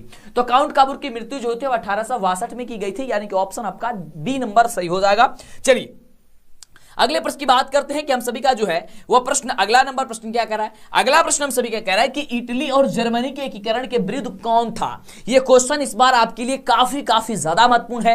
एक एक क्वेश्चन आपके लिए अति महत्वपूर्ण है, तो इसका जवाब होगा कि वह ऑस्ट्रिया था। हमसे तेजी से कोशिश किए जवाब देने की, और जल्दी से चैनल को सब्सक्राइब कर लीजिए, है ना, और वीडियो को लाइक करके दोस्तों में पूरे बिहार में फैला दीजिए। इस वीडियो को हर जगह स्टेटस लगा दीजिए, हर जगह आप लोग शेयर कर दीजिए। कह रहा है कि जर्मनी का एकीकरण किस वर्ष पूर्ण हुआ था। जर्मनी का एकीकरण जो है वह 1871 में पूर्ण किया गया था, यानी कि ऑप्शन नंबर आपका डी नंबर हो जाएगा। अगर अगले हम प्रश्न की बात करते हैं तो अगला प्रश्न कह रहा है कि लाल कुर्ती का गठन किसने किया था। लाल कुर्ती का जो गठन है वह किसने किया था, आपको यह बताना है। बहुत बढ़िया क्वेश्चन है, इसका जवाब हो जाएगा कि गैरिबाल्डी ने किया था। अगर अगले हम प्रश्न की बात करते हैं, अगला प्रश्न कह रहा है कि ज़ल्वेराइन संघ की स्थापना किस वर्ष हुआ। ज़ल्वेराइन संघ की स्थापना जो होता है बाबू वो ऑप्शन हो जाएगा क्या हो जाएगा, वो आपका सी नंबर हो जाएगा कि 1834। अगला है कि गॉस्टिन की संधि किस वर्ष की गई थी। ये आपको नया नया क्वेश्चन मिल रहा है और यही नया नया क्वेश्चन आपके एग्जाम में छप रहा है अब। तो इसका जवाब होगा 1870 ईस्वी में। कब, तो बाबू 1870 में हुआ था, यानी कि ऑप्शन आपका हो जाएगा इसका डी नंबर। अगले हम प्रश्न की बात करते हैं तो कह रहे हैं कि यूरोपीय सभ्यता का पालना किसे कहा जाता है। तो यूरोपीय सभ्यता का पालना जो है ये यूनान को कहा जाता है, यानी कि ऑप्शन आपका डी नंबर हो जाएगा। और ये आपका अंतिम और फाइनल आपका रिवीजन क्लास चल रही है, क्योंकि अंतिम घड़ी में आपको यही सारी चीजें आपको हेल्प करेगी। आपको एक ही क्लास में आपको पांचों सब्जेक्ट की तैयारी, math, science, social science, Hindi और संस्कृत सबका क्लास चल रहा है। मात्र 25 क्वेश्चन, और ये कोई बड़ा भी नहीं है। 25 क्वेश्चन का आपको याद कर लेना, ये बहुत अद्भुत है आपके लिए, बहुत ही आसान है। अगला है कि एड्रियानोपोलिन की संधि जो हुई थी वह किस वर्ष की गई थी। तो इसका राइट जवाब होगा कि 1829 में हुई थी। चलिए अगला प्रश्न आपके स्क्रीन पे 24 नंबर प्रश्न में पहुंच चुके हैं। कह रहा है कि सेडन का युद्ध किसके बीच हुआ था। जो सेडन का युद्ध हुआ था वह किसके बीच हुआ था। तो ये जो हुआ था फ्रांस और प्रसा के बीच हुआ था। किसके, फ्रांस और प्रसा के बीच, जो आपका ऑप्शन नंबर डी नंबर दिया। चलिए अगले प्रश्न की बात करते हैं, और ये रहा अगला नंबर प्रश्न आपके स्क्रीन पे कि किस वर्ष यूनान को एक स्वतंत्र राष्ट्र घोषित किया गया। किस वर्ष आपको बता दें तो वह 1832 था, यानी कि ऑप्शन आपका भी नंबर हो जाएगा। इस तरीके से आपने देखा मैथ, साइंस और सोशल साइंस, 3 सब्जेक्ट का आपने अद्भुत तरीके से आंसर जान लिया 25 क्वेश्चन करके। और इसका हमें पूरी उम्मीद है कि आप लोग एक बार फिर से फाइनल रिवीजन एक बार कर लीजिएगा, और यही सभी क्वेश्चन आपके एग्जाम पूछेगा। अब हम बात करते हैं कि सर क्योंकि सबसे पहले आपका मैथ का एग्जाम है तो हमने मैथ का क्वेश्चन बता दिया कि क्लास में 25 क्वेश्चन करके, साइंस का एग्जाम है साइंस का बता दिया, सोशल साइंस का एग्जाम सोशल साइंस के एग्जाम को बाकी बताया। अब उसके बाद आपका हिंदी का एग्जाम है, तो सर हिंदी में कौन कौन सा क्वेश्चन आपके एग्जाम में है, और ये कहीं ना कहीं चैप्टर वाइज आपका क्वेश्चन आपको देखने को मिल रहा है। और इस तरीके से सारा चैप्टर और सारा क्वेश्चन जो आपके एग्जाम में पूछा जाएगा ये सब कुछ हम बता रहे हैं, क्योंकि अंतिम समय में यही आपको पढ़ना है। अब सिक्का उछल चुका है बाबू, अब हेड भी आपका होगा और टेल भी आपका होगा। हो चुका आगाज रण का युग बदलने की तैयारी, जीत उसी की होगी जिसकी संघर्ष जारी। तो क्वेश्चन हम सभी का कह रहा है कि श्रम विभाजन डॉक्टर भीमराव अंबेडकर का जन्म कब हुआ था, यानी कि श्रम विभाजन जो चैप्टर है उसमें डॉक्टर भीमराव अंबेडकर का जो जन्म है, यानी कि भीमराव अंबेडकर का जन्म जो है वो कब किया हुआ था, तो हुआ था 14 अप्रैल 1891 ईस्वी को, यानी ऑप्शन आपका बी हो जाएगा। तो ये आपका बी नंबर आप लोग याद कर लीजिएगा, दिमाग में एकदम बैठा लीजिए और जाकर ताबड़तोड़ एकदम फैंटास्टिक तरीके से, शानदार और जबरदस्त तरीके से जवाब दे दीजिए। अगला प्रश्न हम सभी क्या कह रहा है कि श्रम विभाजन और जाति प्रथा पाठ बाबा साहब की किस भाषण का संपादित अंश है, तो ये जो है एनिहिलेशन ऑफ कॉस्ट जो है वो इसका है, यानी कि ऑप्शन आपका हो जाएगा ए नंबर। और ये प्रश्न आपके एग्जाम में इस वर्ष या तो प्रथम पाली में नहीं तो द्वितीय पाली में पूछा जा सकता है। अगले हम प्रश्न की यदि बात करते हैं तो अगला प्रश्न हम सभी क्या कह रहा है, बड़ा बढ़िया प्रश्न है कि डॉक्टर अंबेडकर की दृष्टि में भाईचारे का वास्तविक रूप कैसा होता है। तो देखिए डॉक्टर अंबेडकर की दृष्टि में भाईचारे का जो वास्तविक रूप होता है ना बाबू, वो होता है दूध और पानी के मिश्रण की तरह। जैसे कि दूध और दूध में अगर पानी को मिला दिया जाता है वो दोनों एक जैसा हो जाता है, पर देखने से पता नहीं चलता है कि उसको उसमें दूध मिलाया गया है या नहीं मिलाया गया है। उसी प्रकार से डॉक्टर भीमराव अंबेडकर के अनुसार भाईचारे का वास्तविक जो है रूप होना चाहिए, या फिर आपको और हमारे में ऐसी दोस्ती होनी चाहिए कि हम और आपको मतलब कि अलग कोई ऐसा देख करके ना बताया जा सके, कोई देख करके यह ना बता सके कि आप हमसे दूर हैं या अलग हैं। आप ऐसा लगे किसी को देखने से, आपकी दोस्ती ऐसी पक्का होनी चाहिए कि आपको अगर कोई देखे और उसको देखे तो एक समान आप दिखे, आप कहीं अलग ना दिखे। यानी कि जो भी आप देखिए कई बार ऐसे दोस्त होते हैं जो हर चीज एक साथ और एक समान जैसा करते हैं, ये ऐसा ही भाईचारे का संबंध होना चाहिए, ये बाबा साहब भीमराव अंबेडकर जी कहते हैं। कह रहे कि श्रम विभाजन और जाति प्रथा के लेखक कौन है। श्रम विभाजन जाति प्रथा के लेखक आपको तो पता ही हो गया कि भीमराव अंबेडकर जी हैं। ये डॉक्टर साहब भीमराव अंबेडकर, बाबा साहब भीमराव अंबेडकर जी है, यानी कि ऑप्शन आपका डी नंबर होगा। और यही सभी प्रश्न आपके परीक्षा में पूछ दिया जाएगा। अगले हम प्रश्न की बात करते हैं। अगला प्रश्न कह रहा है कि जाति प्रथा भारत में बेरोजगारी का एक डैश कारण बनी हुई है। तो देखिए जाति प्रथा भारत में जो बेरोजगारी का एक प्रत्यक्ष कारण हम लोग का ये प्रमुख और प्रत्यक्ष कारण दोनों बना हुआ है। ये एक प्रत्यक्ष भी कारण है और प्रमुख कारण है। देखिए जाति प्रथा कई बार ऐसा माना जा रहा है या काफी दिनों से ये माना जा रहा है कि अगर आप छोटे कास्ट के हैं तो आप छोटे कास्ट वाला ही काम कीजिएगा। जैसे एक एग्जांपल के बारे में बात करते हैं तो बनिया है आप, तो बनिए खानदान में अगर आपके कास्ट में जन्म हो गया, जाति में जन्म हो गया, तो ऐसा माना जाता है कि आप कुछ बेचिएगा, आप कुछ बनाइएगा, वो मिठाई हो या कुछ भी हो, क्योंकि बनिया का काम लोग मानते हैं कि हाँ आपका काम यही है। ऐसे ही आप अगर छोटे कास्ट में हैं तो आप वही काम कीजिए। जैसे डॉक्टर भीमराव अंबेडकर जी है, वो छोटे कास्ट थे तो उन्हें क्या कहते, उनको पढ़ने में भी समस्या होती थी। टीचर उन्हें पंडित, उनके जो शिक्षक थे वो पंडित थे, उनको भगा दिया करते थे, उनको जो है बाहर बैठ करके पढ़ना पड़ता था। और आज उन्होंने जो उन्होंने कर दिया है कि आज उन्हीं के बातों पे हम लोग चल रहे हैं, क्योंकि संविधान जो है उन्हीं के द्वारा आपको दिया गया और संविधान के अनुसार ही सारा देश चलता है। तो देखिए ऐसा नहीं होना चाहिए, वे कहते हैं और हम लोग को भी यह मानना चाहिए कि भले हम लोग छोटे कास्ट हैं या गरीब हैं, है ना, लेकिन अगर हमारे अंदर या आपके अंदर वह क्षमता है कि आप कुछ कर सके तो यहां जाति की बात नहीं होनी चाहिए। आपको वह करने देना जाना चाहिए, लेकिन समाज ऐसा करने से मना करता है, आपको बार बार वो टोकता है ना। जैसे अगर हम बात करते हैं, अगर हम मूवी देखते हैं, फिल्म देखते हैं, तो जैसे हम लोग को जो बिहार है इसको काफी ज्यादा मतलब कि नीचे दिखाया जाता है। बिहार के लोगों को क्या होता है अदर स्टेट में बहुत कमजोर दिखाया जाता है, लेकिन ऐसे पता होनी चाहिए कि बिहार के ही वो बच्चे होते हैं, बिहार के वो स्टूडेंट्स होते हैं जो अपने IAS अधिकारी के रूप में सबसे ज्यादा यहां से बच्चे सिलेक्शन करते हैं। और ऐसा होता है, और यही के जो अगर कोई भी यहां से अपना टैलेंट दिखाना चाहता है तो उसे लोग दबाना शुरू कर देते हैं आगे। जैसे सुशांत सिंह राजपूत के बारे में आप लोग जानते हैं, वो हमारे बिहार के थे, वे कुछ अच्छा किए, उनको ऐसा प्रेशर दिया गया, पता ना क्या हुआ कि उनको आत्महत्या करना पड़ गया। ये सारी बातें आप परिचित हैं इस चीज से। तो हम लोग को जाति प्रथा या फिर गरीबी ये चीज हम लोग को नहीं होना चाहिए। आप गरीब राज्य से हैं या आप गरीब हैं या छोटे कास्ट से हैं, ये हम लोग के बीच नहीं होनी चाहिए। और आप समाज को और लोगों को आप ही शिक्षा दे सकते हैं। ये पहला चैप्टर आपको हिंदी का इसीलिए बताया गया है और यही पहला चैप्टर आपको इसीलिए दिया गया है ताकि आप समाज को सुधार सके। फिलहाल हमको तो बातें करने के लिए बहुत सारा अभी समय नहीं है, क्योंकि आपका एग्जाम है। ये क्वेश्चन पर डायरेक्ट हम लोग बातें करते हैं, बहुत सारा बातें हैं, लेकिन हम चाहते हैं कि पहले आपका एग्जाम कंप्लीट हो, फिर हम बहुत सारा बातें करेंगे आपसे और मिलकर के तैयारी आपको जबरदस्त करेंगे। चलिए अगला क्वेश्चन है, भीम अम्बेडकर का जन्म कब हुआ था? इनके जन्म की बात करते हैं। जन्म अभी हमने आपको बताया कि 14 अप्रैल 1891 में हुआ था। शायद ये क्वेश्चन डबल बार हो चुका है। चलिए अगले क्वेश्चन की बात करते हैं और क्वेश्चन आपके लिए बहुत बढ़िया है, याद करके रखिएगा। अगले हम ये क्वेश्चन की बात करते हैं तो कह रहा है कि डैश यानी कि खाली स्थान पेशे का दोषपूर्ण और पुण्य निर्धारण करती है। मतलब क्या चीज, यहां से सही अर्थ चुनना है। तो जाति प्रथा जो है वो पेशे का दोषपूर्ण पूर्ण निर्धारण करती है। ऑप्शन आपका डी नंबर हो जाएगा। क्लियर बाबू? चलिए, और यही सभी प्रश्न आपके एग्जाम में पूछा जाएगा। चलिए अगला प्रश्न कह रहा है कि डॉक्टर भीमराव अम्बेडकर जी है, यानी कि डॉक्टर अम्बेडकर का जन्म किस राज्य में हुआ था? किस राज्य में हुआ था ये आपको बताना है। तो उनका राज्य जो उनका जन्म है जो वो मध्य प्रदेश में हुआ था, यानी कि ऑप्शन नंबर क्या हो जाएगा? D number. अगले हम प्रश्न की बात करते हैं तो आर्थिक पहलू से भी जाति प्रथा डैश है।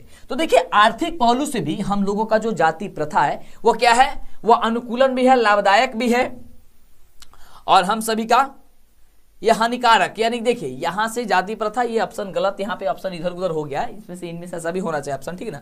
चलो आगे बात करते हैं, इसको छोड़ते हैं। अगला कह रहे हैं कि भीमराव अम्बेडकर की मृत्यु कब हो गई थी? बाबा साहब भीमराव अम्बेडकर की जो मृत्यु है वह कब इनकी मृत्यु हो गई थी, ये आपको बताना है। यहाँ पे 4 ऑप्शन है। ये आपका हो जाएगा दिसंबर 1956 में शायद उनकी मृत्यु हो गई थी। ये याद करके रखिएगा। और ऐसा ही क्वेश्चन आपके एग्जाम में सीधे आपको जब पूछा जाएगा तो आपको सोचना समय नहीं है, फटाफट से आपको क्लियर करके और जवाब देकर के फटाफट से चली आनी है। अगला प्रश्न कह रहा है कि डॉक्टर साहब भीमराव अम्बेडकर के माता का क्या नाम था? देखिए डॉक्टर साहब भीमराव अम्बेडकर के जो माता का नाम था वो भीमाबाई था। क्या था? भीमाबाई था, यानी ऑप्शन आपका हो जाएगा बी नंबर। अगले हम प्रश्न की बात करते हैं। कह रहा है कि भीमराव अम्बेडकर के चिंतन और रचनात्मकता के मुख्यतः कितने प्रेरक व्यक्ति रहे थे? और ये क्वेश्चन आपके एग्जाम में हम कहें तो इस बार प्रथम पाली में नहीं तो द्वितीय पाली में पूछा जाना चाहिए। इसका राइट जवाब होगा उनके जो है वो 3 व्यक्ति थे। कितने? 3 व्यक्ति रहे थे, यानी ऑप्शन आपका बी नंबर हो जाएगा। चलिए अब देखिए जो आपको अब हम क्लास करा रहे हैं ना, उसमें अगर आप एक भी क्वेश्चन को छोड़ेंगे या एक भी क्लास को छोड़ देंगे तो दिक्कत हो जाएगा। इसके लिए चैनल को सब्सक्राइब कीजिए, वीडियो के डिस्क्रिप्शन में जाइए, सारा का सारा लिंक आपको मिल जाएगा। और जो आपको हम ये वाला पीडीएफ देंगे ना 25-25 क्वेश्चन करके, ये अपने सभी दोस्तों के साथ शेयर कर दीजिएगा। आपको बता देते हैं कहां पे मिलेगा। आप हमारे वेबसाइट पे जाइएगा गूगल पे और लिखिएगा डीएलएस एजुकेशन। तो आपके जैसे सर्च कीजिएगा गूगल पे डीएलएस एजुकेशन, मेरा चैनल का नाम तो आएगा डीएलएस एजुकेशन ऑफिशियल, उस पर क्लिक कीजिएगा, आपके सामने ही दिखेगा सारा चीज। आपको पीडीएफ डाउनलोड करना, सारी चीजें दिखेगा, उसको हम बता देते हैं। फिलहाल इस वीडियो को देखिए। कह रहा है कि अगला क्वेश्चन कह रहा है कि डॉक्टर भीमराव अम्बेडकर के पिता का क्या नाम था? बाबू उनके पिता का नाम, माता का नाम तो हमने जाना कि भीमाबाई था, तो उनके पिता का नाम था रामदेव सकपाल था। क्या था? रामदेव सकपाल था, यानी कि ऑप्शन आपका सॉरी माफ कीजिएगा, रामदेव सकपाल नहीं, रामाजी सकपाल था ना जी, रामाजी सकपाल था, यानी ऑप्शन नंबर डी नंबर हो जाएगा। क्या हो जाएगा? डी नंबर हो जाएगा। रामाजी सकपाल था, ये रामजी सकपाल था, माफ कीजिएगा, रामाजी यानी कि रामजी सकपाल था, ठीक ना। चलिए अगला प्रश्न हम सभी क्या कह रहा है कि डॉक्टर अम्बेडकर किस वर्ग के परिवार में जन्म लिए थे? डॉक्टर अम्बेडकर जी तो डॉक्टर अम्बेडकर दलित वर्ग के थे, है ना, दलित वर्ग की थे, यानी कि ऑप्शन आपका ए नंबर हो जाएगा। अगले प्रश्न की हम बात करते हैं तो कह रहा है प्रश्न हम सभी का कि आधुनिक सभ्य समाज कार्यकुशलता के लिए किसे आवश्यक मानता है? आधुनिक सभ्य समाज, तो आधुनिक जो हम लोग का सभ्य समाज है वो श्रम विभाजक को क्या मानता है? वह कार्यकुशलता के लिए आवश्यक मानता है। क्लियर? चलिए अगले प्रश्न की बात करते हैं कि आपके एग्जाम में क्या क्वेश्चन पूछा जा सकता है। आपके एग्जाम के दृष्टिकोण से काफी ज्यादा खास है कि जातिवाद के पोषकों द्वारा श्रम विभाजन किसका दूसरा रूप माना जाता है? किसका दूसरा रूप माना जाता है? तो देखिए वो हम लोग क्या कह रहे हैं जातिवाद के पुस्तकों द्वारा, तो वह जाति प्रथा को ही दूसरा रूप माना जाता है, यानी ऑप्शन हम सभी का डी नंबर होगा। अगर अगले हम प्रश्न की बात करते हैं, अगला प्रश्न आपके स्क्रीन पे कह रहा है कि लेखक बेरोजगारी प्रमुख और प्रत्यक्ष कारण किसे मानते हैं? लेखक जो है यानी बाबा साहब भीमराव अम्बेडकर जी जो है, क्योंकि उनके लेखक वही हैं, वो किसे मानते हैं? तो जाति प्रथा को वह प्रमुख और प्रत्यक्ष कारण मानते हैं। जाति प्रथा को क्या मानते हैं? वह जाति प्रथा को प्रमुख और प्रत्यक्ष कारण मानते हैं बेरोजगारी का। अगला क्वेश्चन आपके स्क्रीन पे कह रहा है कि लेखक की दृष्टि में आदर्श समाज कैसा होना चाहिए। लेखक की दृष्टि में, तो देखिए लेखक की दृष्टि में जिसमें स्वतंत्रता, समानता और भातृत्व का भाव हो वही आपका होना चाहिए, यानी कि ऑप्शन आपका सी नंबर होगा। अगला है कि जाति प्रथा किस प्रकार का श्रम विभाजन है। हम लोग का जो जाति प्रथा है वह किस प्रकार का श्रम विभाजन है ये आपको बताना है। तो ये जो श्रम विभाजन है वह अस्वाभाविक है। कैसा है? अस्वाभाविक है। अगले प्रश्न की बात करते हैं। तो प्रश्न हम सभी का कह रहा है कि लेखक की दृष्टि में विडंबना की बात क्या है। लेखक की दृष्टि में विडंबना की यदि हम बात करते हैं तो विडंबना का बात है जातिवाद की पुस्तकों की कमी नहीं। ठीक है, ऑप्शन आपका सी नंबर।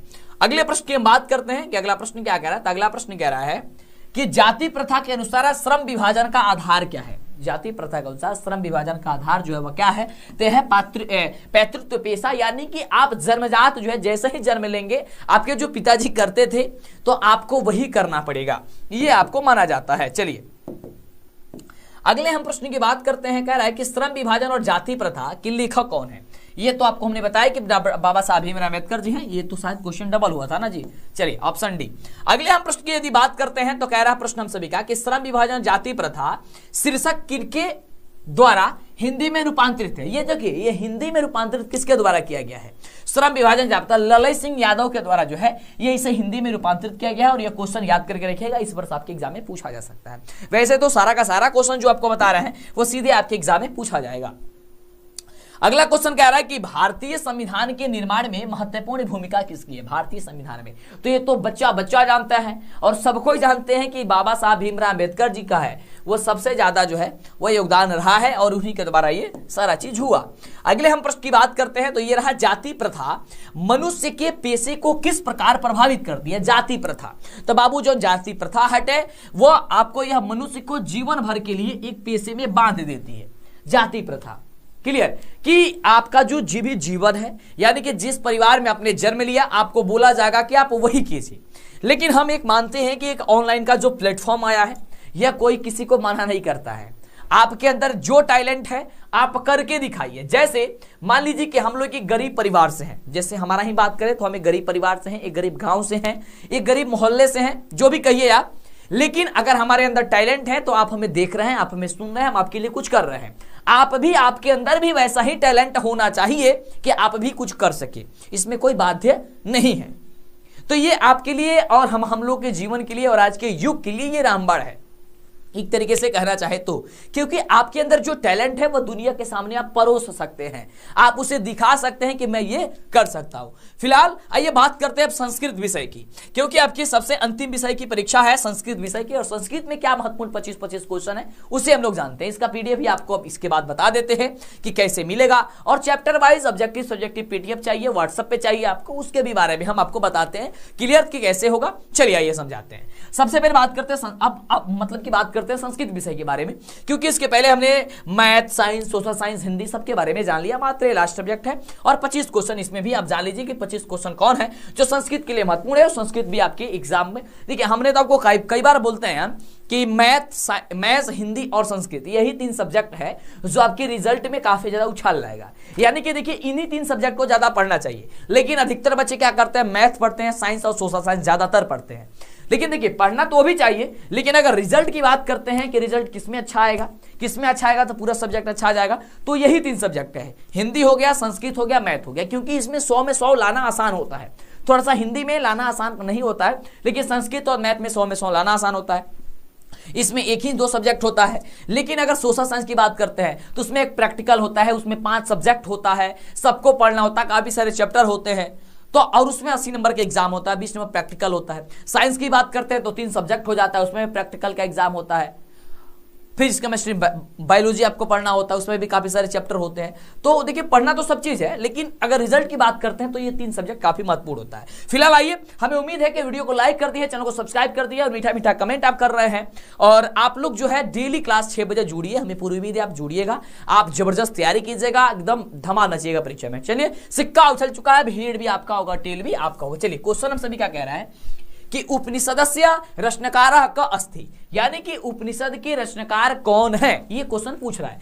तो महर्षि वेदव्यासः, यानी कि महर्षि वेदव्यास जी हैं, यानी ऑप्शन आपका बी नंबर हो जाएगा।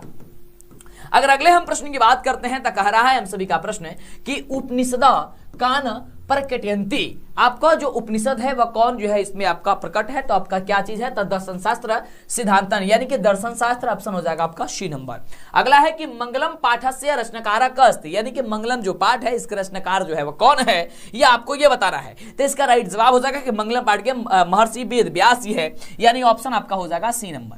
अगला है कि उपनिषद कस्य अंतिम भागे अस्ति, यानी कि उपनिषद के अंतिम भाग का अंतिम भाग में आपका बात करें तो क्या है, ये कह सकते हैं तो ये बौद्धिक क्या है, वैदिक वाक्यस्य, यानी कि इसका हो जाएगा जवाब ऑप्शन नंबर सी। अगला है कि मंगलम पाठ कति मंत्र संकलिता संति, यानी कि मंगलम पाठ में कितने मंत्र जो है संकलित है। ये क्वेश्चन 2018-2020 में भी क्वेश्चन को पूछ दिया गया था, तो इसका सही जवाब हो जाएगा कि उसमें जो है वो कितना है, तो 5 है, यानी कि लगभग 5 है। अगले प्रश्न की बात करेंगे, ब्राह्मण मुखम के आच्छादितमस्ति, तो इसका राइट जो जवाब हो जाएगा वो हो जाएगा आपका हिरण्मयेन पात्रेण ब्राह्मण मुखम, है ना। चलिए अगले प्रश्न की बात करते हैं। अगला प्रश्न कह रहा है कि महतो महियान का, तो आप सभी जानते हैं कि महतो महियान क्या चीज, तो आत्मा, क्या चीज, आत्मा, महतो महियान आत्मा, ऑप्शन ए। अगला है अड़ो अड़ियानी का, तो अड़ो अड़ियानी यानी अणु से भी अणु छोटा, मतलब क्या है, छोटा, तो आपका आत्मा ही है, यानी कि ऑप्शन आपका ए नंबर होगा। अगला है किम जयंती, किम जयते, तो आप सभी जाते हैं सत्यम जयते, क्या जयते, तो सत्यम जयते, यानी ऑप्शन आपका हो जाएगा ए नंबर। अगला प्रश्न कह रहा है कि यस्य नंदमाना नदा कुत्र मिल्यन्ति, है ना, यस्य नंदमाना नदा कुत्र आपका मिलयंती, तो ये हो जाएगा समुद्र, ये आपका हो जाएगा समुद्र, यानी कि जो भी नदियां हैं वह कहां मिलती है, तो सरोवर में मिलती है, ये आपका समुद्र में मिलती है। अगला है कि जंतो गुह्याम का निहिता, जंतो गुह्याम का निहिता, ये हो जाएगा आत्मा, यानी ऑप्शन हो जाएगा आपका ए नंबर। चलिए अगले प्रश्न की बात करते हैं। मात्र 25 क्वेश्चन देखिए, कह रहे कि खाली स्थान के रिक्त स्थान के डैश सत्यस्यपि हितम मुखम रिक्त स्थान पूर्यतः, यानी कि यहाँ पे सही स्थान में, यानी कि खाली स्थान में क्या भरना होगा, तो हो जाएगा हिरण्मयेन पात्रेण सतस्य पहित मुखम, यानी ऑप्शन क्या हो जाएगा, ए नंबर हो जाएगा। अगला कह रहा है कि नानृतम रिक्त स्थान पूर्यतः, यानी कि नानृतम, यहाँ पे रिक्त स्थान है, यहाँ पे डैश डैश होगा, तो नानृतम क्या चीज, तो नानृतम क्या हो जाएगा, सत्यमेव जयते नानृतम, ठीक है। अगला है कि यदा डैश असनंदमाना समुद्रे रिक्त स्थान भरना है, ये तो हो जाएगा आपके क्या चीज, अदा ये यथा नदः असनंदमाना समुद्रे, ऑप्शन क्या हो जाएगा, सी नंबर हो जाएगा। अगले हम प्रश्न की बात करते हैं, कह रहे हैं कि तमेव डैश मृत्युमेति, तमेव डैश मृत्युमेति, ऑप्शन हो जाएगा विदित्वादि, यानी ऑप्शन आपका ए नंबर हो जाएगा। इस तरीके से आपके एग्जाम में क्वेश्चन को पूछा जाएगा और आपको यही सभी क्वेश्चन को याद करके एक बार थोड़ा सा रिवीजन कर लेना है। अगर आप प्रश्न कर रहे हैं कि हिरण्मयेन पात्रेण कस्य मुखम अपिहितम, इसका राइट जवाब होगा कि हिरण्मयेन सतस्य, यानी कि हिरण्मयन, यानी कि जो सत्य का मुख है किसे है, वह हिरण्मयेन पात्र से ढका हुआ है। अगले हम प्रश्न की बात करते हैं। अगला प्रश्न कह रहा है कि सत्य धर्माय प्राप्तये किम अपावृणु, सतस्य धर्माय सत्य धर्माय प्राप्तये किम अपावृणु, तो हो जाएगा हिरण्मयेन पात्रेण अपावृणु, यानी ऑप्शन आपका सी नंबर। अगला है देवयानः पंथा केन विततः अस्ति, तो इसका राइट जवाब होगा कि देवयानः पंथा सत्येन विततः अस्ति, यानी ऑप्शन बी नंबर हो जाएगा। चलिए अगले प्रश्न की बात करते हैं 19 नंबर। अभी तक लाइक और शेयर नहीं किया कर दीजिएगा। ये चलिए 2018 में भी क्वेश्चन पूछा गया था कि मंगलम कहां से संकलित है बाबू, मंगलम जो है वह कहां से संकलित है, आपको ये 4 ऑप्शन दिया गया है, तो मंगलम आपका उपनिषद से संकलित है, यानी ऑप्शन सी। अगर है कि मंगलम पाठ में कितने मंत्र संकलित है, ये 2018-2020 दोनों बार क्वेश्चन पूछा गया था। तो मंगलम जो है पाठ में कितने मंत्र है, तो आपको संस्कृत में भी हमने बताया कि 5 मंत्र होते हैं मंगलम पाठ पे, यानी ऑप्शन आपका बी नंबर होगा। अगला है कि उपनिषद के रचनाकार कौन है, आपके उपनिषद, तो बाबू उपनिषद के जो रचनाकार है वो आपका क्या है, आपका महर्षि वेद व्यास जी है। कौन है उपनिषद के रचना है, तो महर्षि वेद व्यास जी हैं, यानी ऑप्शन आपका सी नंबर होगा। अगले हम प्रश्न की बात करते हैं कि मंगलम पाठ के रचनाकार कौन है, मंगलम पाठ के, तो मंगलम पाठ के रचनाकार महर्षि वेद व्यास जी हैं। अणु से भी छोटा क्या होता है, तो अणु से भी छोटा क्या होता है, आत्मा जो है वो अणु से भी छोटा होता है। अगले प्रश्न की बात करते हैं 24 नंबर, और इस वीडियो का सबसे अंतिम मतलब कि सेकंड लास्ट क्वेश्चन है कि किसकी जय होती है। 2018 में भी क्वेश्चन को पूछ दिया गया था, तो किसकी, तो सत्य की हमेशा, कि जो भी सत्य है वह सत्य की जय हमेशा हर जगह होती है।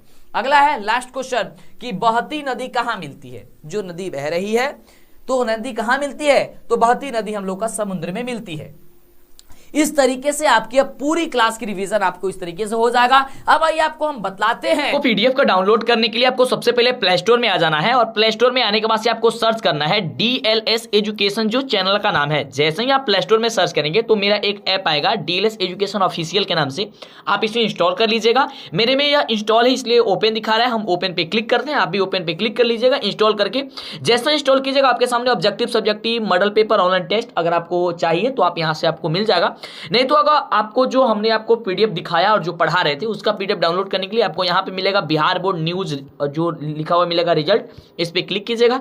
क्लिक कीजिएगा तो ये मेरा वेबसाइट इस तरीके से ओपन हो जाएगा और यहां पे आपको देखने को मिलेगा कि वीवीआई वायरल क्वेश्चन आपको डाउनलोड, या तो आप यहां से कर सकते हैं, नहीं तो आपको थोड़ी सी नीचे जाना है। अगर आपको नहीं मिलता है तो यहां देखिए थोड़ी सी नीचे जैसे ही जाइएगा तो आपको मिलेगा class 10 viral question 2023 PDF download. आपको सिंपल इस पे क्लिक करना है। व्हाट्सएप ग्रुप में नहीं जुड़े तो यहाँ पे आप क्लिक करके जुड़ सकते हैं। जैसे आप क्लिक करेंगे तो एक पोस्ट ओपन होगा और यहाँ पे आपको सारी पीडीएफ वगैरह मिल जाएगी। जैसे कि आप पीडीएफ आपको चाहिए तो आपको इस पे क्लिक करना होगा। क्लियर? आप जैसे इस पे क्लिक करेंगे तो आपके फोन में यह पीडीएफ के रूप में डाउनलोड हो जाएगा। अगर आपको हमारा वीडियो चाहिए, जैसे कि मैथ का वीडियो चाहिए, साइंस का वीडियो चाहिए, सोशल साइंस का चाहिए, हिंदी का चाहिए, संस्कृत का चाहिए, अंग्रेजी का चाहिए, सबका वीडियो का लिंक यहाँ पे दिया गया है। वीडियो आप देख सकते हैं, तैयारी अपना जबरदस्त कर सकते हैं। अगली चीज कि आपको यहाँ पे जो भी मॉडल पेपर चाहिए, आप मॉडल पेपर यहाँ से आकर के देख सकते हैं, पढ़ सकते हैं, समझ सकते हैं।